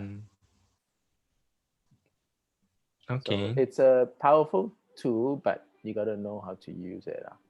Because there's so many now. I don't know. There's really so many platforms. Is your account public? My personal account? Yeah, it's public. I didn't privatize it, but I don't have a lot of followers. Hey, go 1,000. Go 1,000. If you listen to this podcast, give me follow my account to achieve my 10,000 target. Let me check. Let me check. Let me check. Got 1,000 or not? 1,000 got. Wow! Got 1,000 ah? Huh? You don't have me? No, I don't. No. Gary don't have your combined I think got lah. I combine. Why did you combine? I think it's like 50% and above are overlapping figures, you know. But then because XYZ is a public account and it's a business account technically. I believe that Kamu, when you do public account, you will know there is a certain figure you can check. So there's a statistic you can check. So you at some point I check like, hey, got people unfollow me. It's like so sad. No, but I see it as a nature lah. People follow, then people also unfollow lah. You can't just make people to stay. No, I think some of them, if you have a good number, because there's a lot also Russian bots, fake accounts. If you don't have that, it's good. Because a lot of people will have the fake accounts. I know lah. I know some lah. They follow to follow lah. And then follow to follow. And then after people follow that person, they then They unfollow. unfollow. Yeah. So I do that. So that sometimes I do it for promotion. Some of the cafe. Oh, the 1,000 is fake one. No, not they follow. I mean, like if sometimes they have promotion at the cafe, you follow us on Instagram. Oh, you follow they unfollow. 10 ringgit, you just unfollow them. Okay lah. For coupon lah. Yeah, for coupon. But then it comes to a point where okay lah, like you said, I'm totally agree. Is running an Instagram is not easy because I think it's like a portfolio. You don't want to ruin it. You just simply post it out, right? Unless it's like a blog, okay lah, you take picture and then you share with your friends. Oh, what kind of books you read, things like that.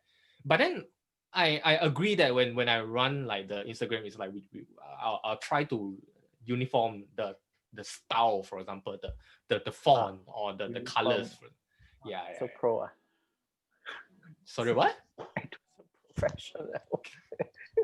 No, I just follow the uniform.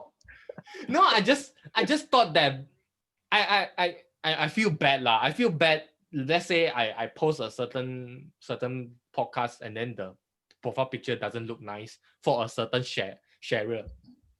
Sorry. So yeah, it's a type of curation when you do social media. Yeah.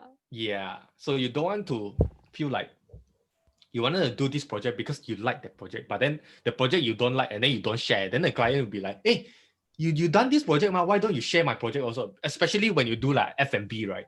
So technically the interior that you design also at the same time sharing the brand of the food or the beverage. So they might think, hey, it's your work, ma. Why you don't recognize the work you did for me? Is it because you don't like me? Why it sounds like you have one F&B project? Yeah, sounds like. But you didn't post. Promoted. They asked you to promote, you didn't promote. No, I did interior, so it doesn't went well because in the end the client just think that he can go off, he can went off with his own idea. So we just end out lah. Is it okay lah? That's fine lah. You didn't talk to me, I also didn't talk to you. Okay lah, fine lah. Let's go lah. But then I'm so afraid that what if because our circle is so small, they can just say like, this Gary cannot do work one, don't hire him. But at the same time, he also like, okay lah, if good, then he will recommend projects for you lah. But then what I want to say have you got, I mean, once you got yourself into public, right, have you got like gossip about you? Have you ever heard of it? I have not, because I'm not famous enough. Definitely not me. I'm not even famous. I don't have public. Only gossip I get is from student reviews. Like it's my gossip. Like saying, hey, I got Nicholas as my crit but he didn't talk about my drawing. Yeah, I thought he's in Bernadette. I thought he knows. I hand drawn so hard already, and then this guy just come over, didn't say anything. Yeah, I just want some compliment, but then he didn't say. I had you so hard like Verna dog, but I didn't get anything. Like, what the hell, man? But then it's very interesting that, you know, like being famous also good and bad lah. I mean, the good thing is that the enjoy sign is that you know a lot of people, and then people just come to you because the thing you done lah, not you being a person lah. Like Clarissa lah, because of Nick podcast, and then we sort of know each other. So it's somehow connecting a lot of dots. Yeah, but I mean, like, hey Gary, since you're becoming famous, no need to keep all the comments in heart lah. Not personal. People will always want to cancel you out. But I just hope that they don't take it very seriously in a way. Oh, tomorrow then they say, hey Gary, you said this hey, how would you like to explain this? I'm like, no, yesterday is another me. Yeah. But speaking of like social media, have you got any new project on or invitation because of your social media? Like, for example, oh Nick, I saw you share a book. Would you like to share this book with us on a sharing session or reading club? Okay, for example, I'm not famous enough. I don't get requests like that. No lah. How about like students that invite you? They invite you for podcasts, for talks, you know. But they want is they know you because from school, right? Actually, I don't know. I think some of them don't know. I don't know actually. Maybe they've seen some stories or posts from me. Or maybe it's because of the talks that you did. So eventually they see, hey, you did Bernardo already. Why not just continue? Maybe lah. I mean, it's not just Bernardo because somehow I think in the past they've also associated me with Epic. Of course, I do a lot with Epic stuff. Yeah. So that's also. Yeah. I sort of can give a topic for today's podcast. It's like how to get rid of famous problems. Yeah. Hashtag first world problem. First world problem. I don't want to be famous. I don't want to be famous. But then for Kamu Studio, did you get any like clients say, hey, this interior look nice. Do you mind to give me a quotation? We do have like friends that come to like approach and ask for like designs and like that. Yeah, that's slowly but surely, but it's something that is nice for now. Yeah. Okay. But that's nice though. Means the marketing done right. Yeah, slowly but surely. Yeah, it's all rely on our friends. You all are my 衣食父母. Yeah. Promote. Yeah. I'm sure you guys can actually. You have a big circle. Careless have how many students now? You know, there's your network is there. Yeah. It's just how you spread out to your network. I think personally for me, I'm not the kind of person who would approach to the stranger I never know before. I would go through with a person that I know. For example, I know this person because he is my friend's friend. Then I will use the friend to say, hey, I'm this guy's friend also. How do you know him? You know. Can you give me some offer?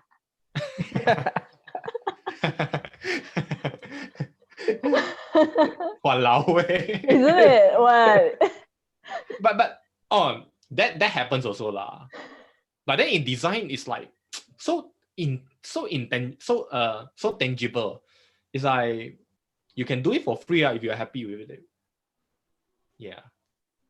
But sorry, just come back to the another question, right? Because recently I read through this article saying that working for famous firm, does it really matter for you, do you think?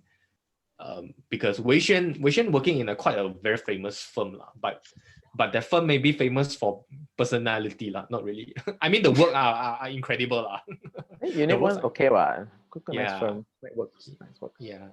The work ethic may be a little bit special lah, but okay lah. You're very famous also, ZLG, isn't it? Yeah. Even more famous, I think. But I mean it's really funny. Like there's this funny story when I went to, because I did my internship in unit 1 and then I decided to go back for part 1. And then when I went to the part 1 interview, I met my colleague in the lift and he asking me like, why are you here? Why are you come back here? Like he's like so shocked that there's so many companies out there. Why are you coming back here? But I like when I decide to go back, I always think that like when you want to work in like famous firm or whatsoever, or definitely you see the potential of you or the qualities that you want to, the other things that you want to learn, then only you decide to go back. I mean, despite how special attitude it is, but I mean, throughout the journey is like you take it or leave it. That's the rule. I have met a few friends, right? He said, "Oh, I want to work for Foster because his drawing is very nice." And then I was thinking, how odd are the chances that you can actually work with Foster on drawings, you know? So I'm not sure, like Nick, because I know a few friends they wanted to work for famous architects, but I'm not sure about the students.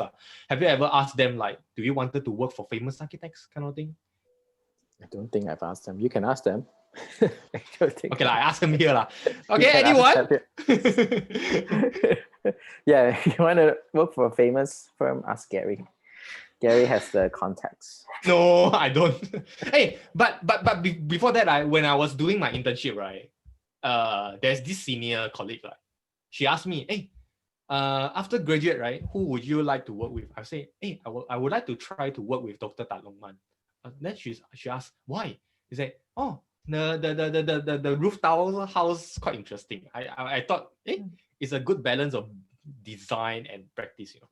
And then she said, okay, but doesn't mean that you are necessary to work with him, right? Because you can just refer to the work and that's it. Because working is a total different environment.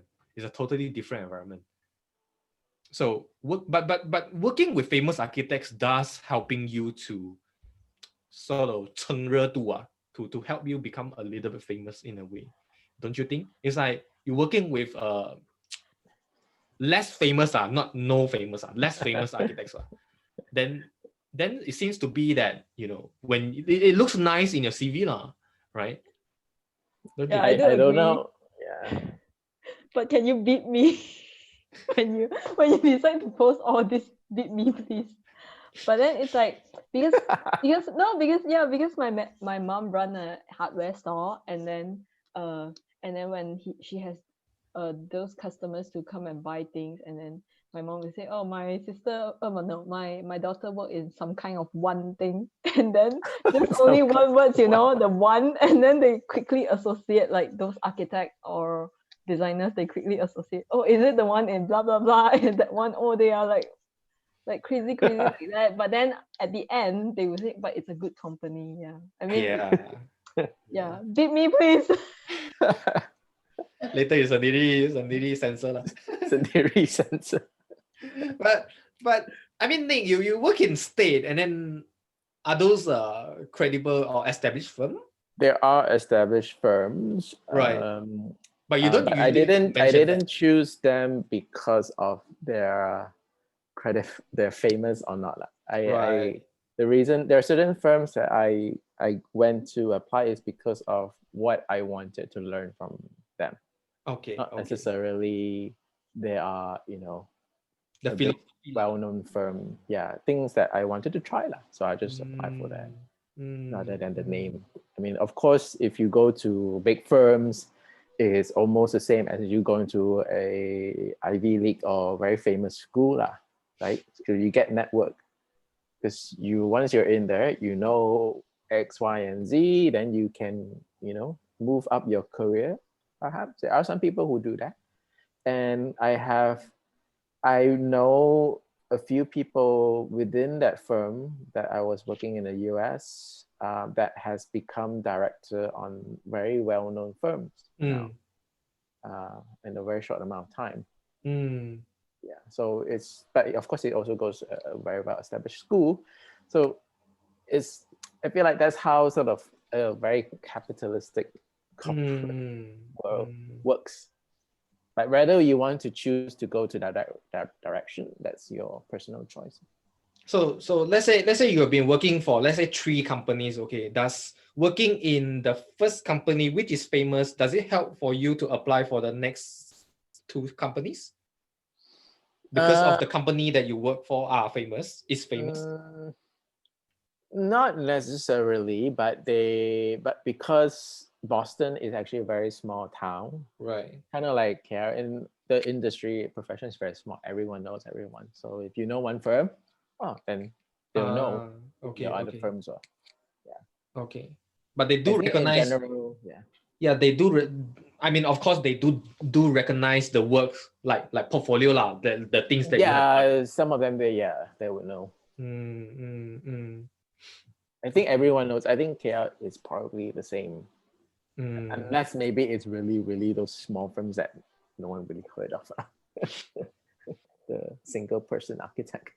Yeah, actually, that's why Karen Marlowe said in the sharing, saying that if you wanted to be, how do I say, if you wanted to be a designer but you want to be rich, but don't complain about you can't earn a lot and things, complain about the workload, and then I think about it, it's true in a way that, I mean, this is rarely linked to the idea of being famous or not, but there's much more like the needs and the demand that you wanted to, do you wanted to package yourself.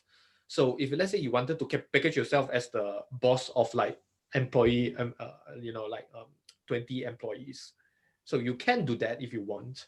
But at the same time, you also can do like one person, that's all, just one man show kind of thing. Like Studio Coco Kacang also, like Amy, they did like one person. One person show. Yeah, one woman show. Yeah, that's very interesting because that's actually it's like very interesting. Yeah, very very hard work leh. It's like very very very tired also.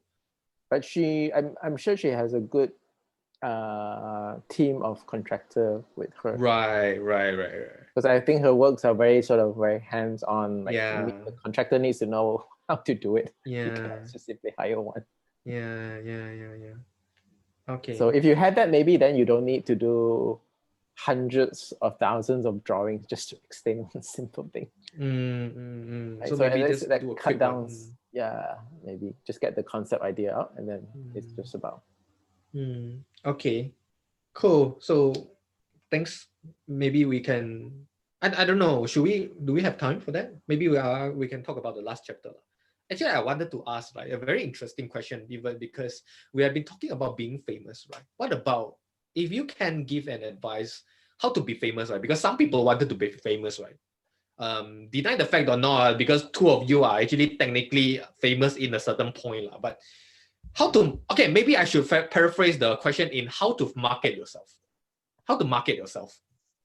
So this will be the question. I mean, apart from socializing, go to like parties or go to events, talk to people, how to market yourself. Is there any advice? I mean, we can't deny the fact that marketing is helpful in a way to help you know more people, to help you know more opportunities, to help you know more the dark side of the industry. Like how would you advise some young designers or young students to market themselves? You get to know Gary, and then you are in some sense Diam marketing lah, yourself. If you get invited by his podcast, you're famous already. Exactly. Hey, I want to This is ask true, both of you, right? Since both of you were my guests, right? Is there any feedback saying, hey, you were on podcast, I wanna sort of respond to it? I believe Nick a lot one. That's how I got to know Clarissa, which is from your podcast. Okay. But is there any other like further opportunity? Like, some stranger lah. Clarissa is one of them lah. Not, it's like totally I don't know her at all, and then just so happened. Wow, this person is very interesting. But does the podcast doing well for your marketing? At some point. Maybe there is secret fans that is pending to be discovered. Yeah, true. Maybe yeah. But because of is it because of the podcast then your followers grows a little bit bigger? No, but in my case it's really different because my profile is private profile and there's people come to follow, which is my problems as well because my Instagram it's more on like a private lifestyle thing that I wouldn't want to, No, but the thing is that the listeners who listen to your podcast usually are your classmates or our friends, right? Yeah, but then there is also your fans. I don't think I got any fans though. I don't think people would listen to my podcast because of me. I don't think so. God, don't be so humble. I think No. Seriously, I don't think so because when every time I listen to it, I was like, "What the fuck, man? Can you just skip this guy?" And I just want to listen to the guest. Okay, lah. Let's come back to the question. I think a little bit also. Surely there is some from if you let's say XYZ post it out, whoever follow you, and then if they're interested in this person, they'll follow whoever lah. I think following thing is so easy nowadays. Yeah, it's just one button away. Yeah, you follow. I mean, I've seen some of the followers on TikTok. I don't know how some of them get like millions of followers, but on the Instagram account, it's less than that. Okay. But advice, get invited to Gary's podcast. Hey, walao eh. No, but this is something. Yeah. But I mean, we talk about it as a soft skill lah. The thing that we don't learn in architecture school lah. The lecturer don't tell us how to market ourselves. I mean, we often say, hey, your idea, your concept don't sell lah. I don't buy it. But then how to buy your idea? Like presentation wise, not really personality, but how about the works? Like how to market your works? Is it like presentation skill, like to be more fluent and confident with your presentation skill? I believe that you have seen a lot of presentations lah. I mean, just maybe both of you. I think weishuen wanted to say something earlier. No. I mean, your peers lah, like back then in Taylor's, or even now in Germany, you must see someone like, I think this guy can do better without like holding a paper and read the words. That's the only big no for me lah, because I think like this guy is not presenting with confidence. Yeah, my tutor for this semester is saying something like this. He's saying, don't ever read something or don't even put words on presentations, and that's but why. Then, yeah. Okay, but what I want to say earlier, I remember now, it's getting to know Gary definitely will open up your your market. To be honest, like I mean, like I wouldn't actually know so many of you if it's without you pulling me into this Discord thing. Yeah, which is really useful, to be honest. Yeah. Oh, okay. That's another effect that I would actually sort of expect lah. Okay, I want to stop complimenting you. I hope lah. But how about Nick, like presentation skills, or how about marketing? Like, how about for the students who are too shy to talk with other friends, no friends, I think it's a skill that needs practice. Okay. If you don't practice, if you feel like you're not confident, of course, definitely practice. And I think like what you said, these are skills that are not taught to us. And I think if we are to be taught in university level, it's actually too late because because it's a skill that needs to develop when you're young. There's a reason why, let's say, people in UK or in the West, where they can present really well, but their design may be shit, is because they're exposed from young, I guess, how to express themselves in a correct way, in a proper way. But whereas here in Malaysia, your high school, where got such thing, like you go up and present as an individual, right? So those are skills that I think can be developed. But so by the time you get to university, first thing they ask you to present, of course you're like, what to do? And I've seen some of the schools, the lecturers don't even teach them how to present. They don't tell them, how to do that, how to do that. Of course, they'll just personally then do it themselves and wing it lah. But then no one's gonna tell them what's right or wrong. So it's definitely a skill that needs to be developed and always keep it short lah. I mean, you don't try not to read too much from paper, but speaking of which, I mean, like my review earlier this past week, students have, let's say, 10 minutes of presentation, then we are supposed to have 10 minutes of feedback, right? So when you have like, let's say 100 slides, you talk more than 10 minutes, but every slide, you just keep on talking, but then it's just basically explaining a movie lah. Kind of right. So when it gets to the point of sharing or feedback, I cannot give you any substantial stuff because first of all, I don't have enough time already. Right. Second of all, you bought myself already. Yeah, and you're just talking about all these random, very technical stuff, or the important part of, let's say, the design that you want to tell the story is not as it's kind of lost in your whatever 10-15 minutes presentation. Right. I don't know what is the thing that you wanted to do earlier. What's the core? What are the issues you solve? So it's also skills to develop, especially when you're in the Zoom. I think it's very different from Zoom, and then you gotta know how to adapt to the situation. But yeah, I mean, like having on podcasts, I think also helps to practice that skill of talking to one another. It is. Yeah, because I never thought that. I always wanted to. No, I was so inspired by Kang Si, and then Kang Si who's the guy? Cai Kang Yong. So he can speak very well, and I thought, wow, this guy is so engaging and entertaining, but at the same time so philosophical. At the same time, so it's a very healthy content, although sometimes it's not healthy. A solo sort of. No, with Xiao S like Xiao S is a Taiwanese show lah. But so I was so inspired by this host show in a way that how to engage with the guests to make the guests enjoyable throughout the session. You don't feel like you are interrogating the guest lah. You make it so pressure kind of thing. Yeah. But it takes time to build some. Yeah, I mean, talking skill. Yeah, talking skill. It takes time to build. I mean, like I think the easiest ways is to actually throw yourself into, like, step out of your comfort zone, I would say, to get to know more people. Throw yourself in the fire. Yeah, exactly. Like, I mean, I'm from Chinese school. I don't speak English that good back in days, or I don't even speak good English now, but at least I'm more confident to be open up to talk in English. I would say, like, just throw yourself out there and you will survive.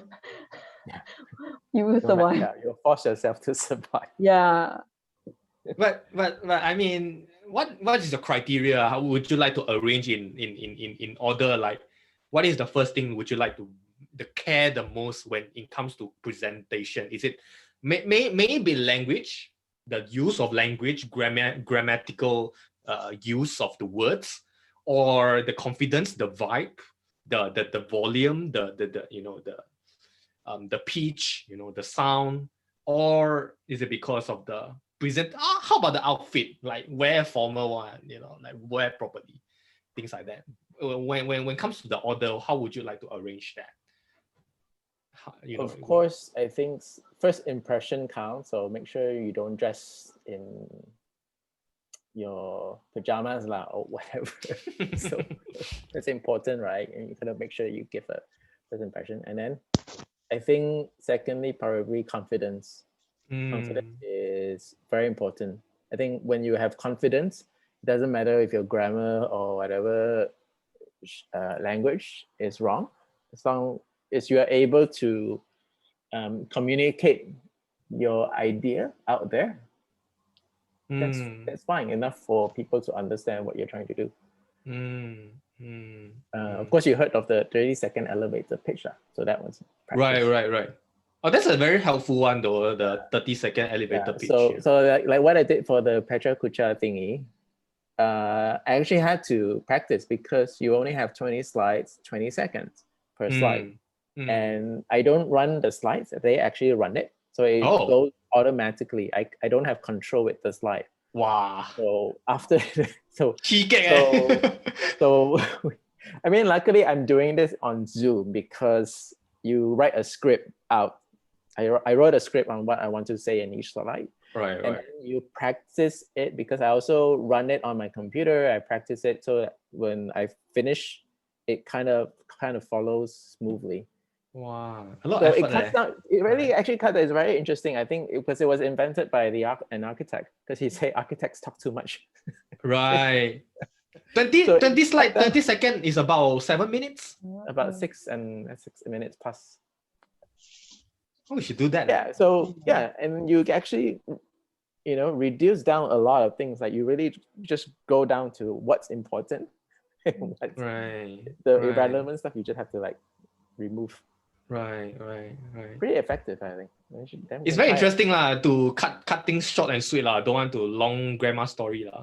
Yeah. It's like talk so long, so sometimes Yeah. the more you talk, right? Sometimes it shows you the flaw. Okay, 讲多错多啦。Yeah.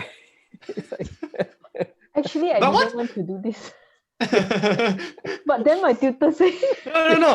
Lisa, no. The thing is that when back then my peers was presenting to Alvin, so he was saying, actually I wanted to do this design, but then because of this I cannot do this, so I do this.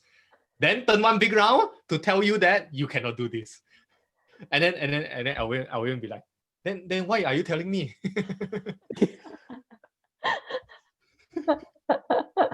So and then there are certain rules that you cannot say in presentation. For example, you cannot say I'm not sure.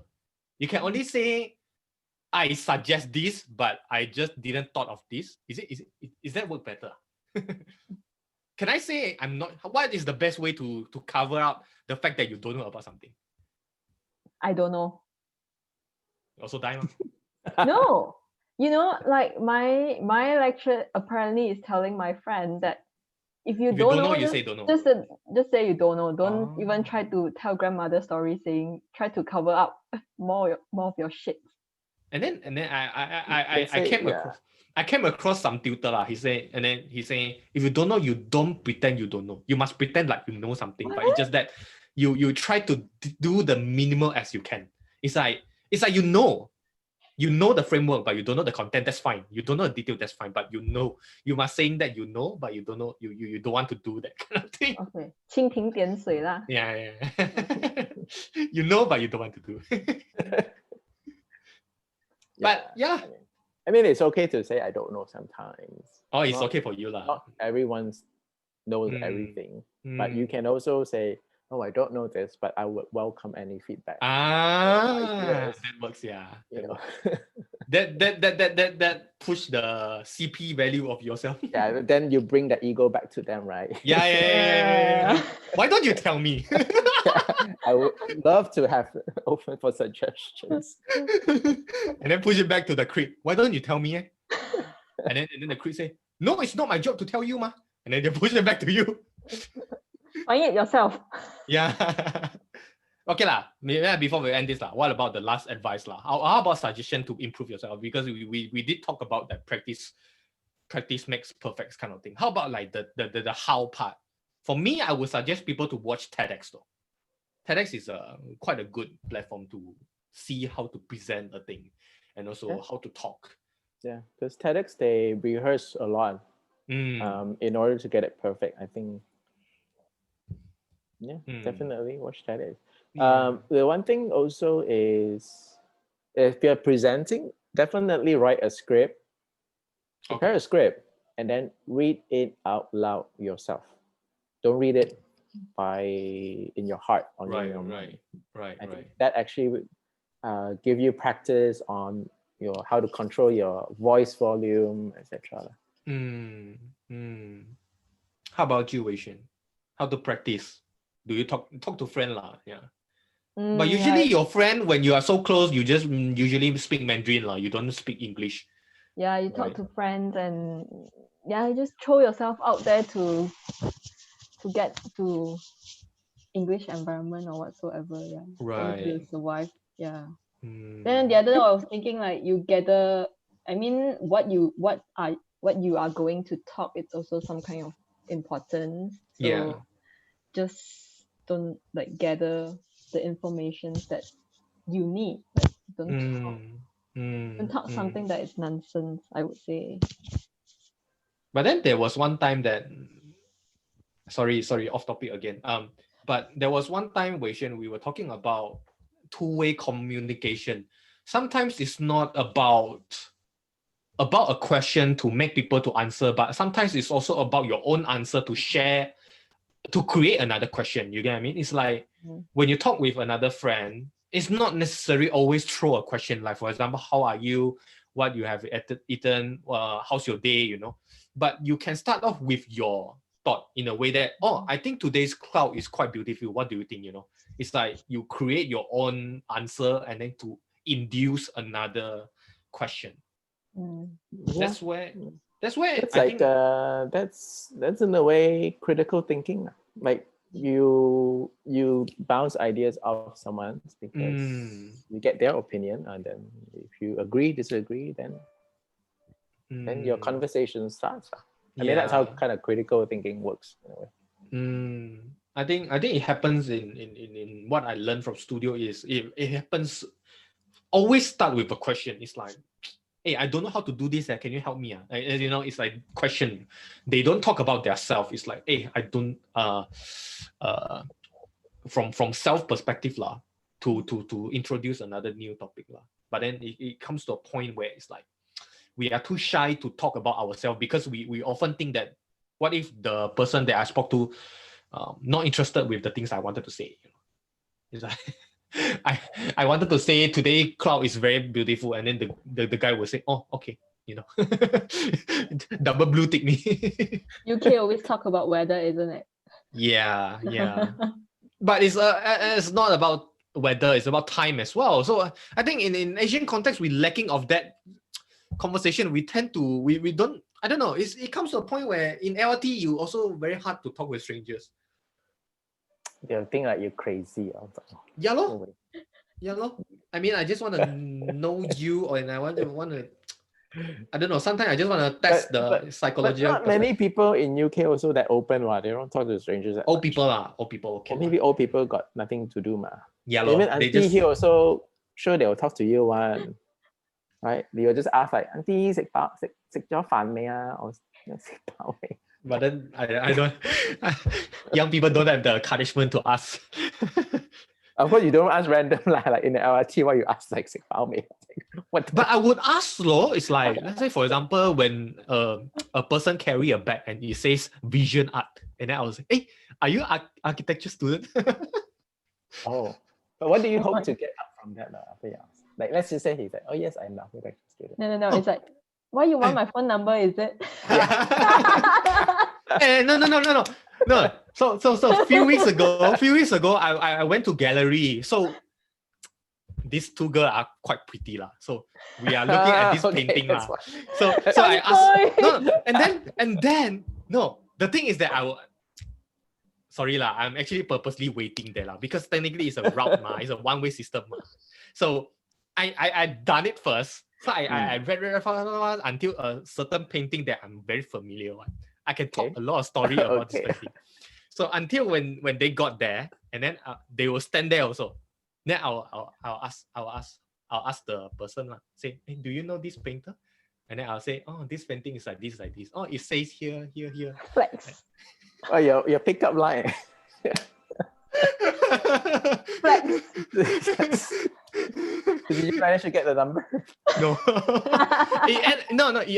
It was ended very awkward in a way that because it says like this, and then we just cut off, and then because I was kind of in rush for another session also, so I just chow already. But I didn't. I mean, it could have continued in a coffee better way. talk. Yeah. But it's always nice to talk with strangers because it's the first time you talk to them. It's like first time I talk to these people and I never know them before. They might be come from any different country, any different kind of place, different kind of culture background and things. Yeah, it's very interesting. Yeah. You're becoming very popular, famous now. You can do that. Public figure. I run a podcast on Spotify. Yes. No but I don't do that. I don't know. Yeah. Maybe that I'm pretty sure that won't work well on Tinder lah. Okay. Have you tried? People post profile picture, I post the paintings I like. Okay, cool. Thank you guys. I think we can catch up next time. I believe that today we cover a lot of things. Thanks a lot for joining. It's a very casual topic. Gary. Cool. For getting me more famous. Yes. What the hell is this? We have to keep track of our likes, followers.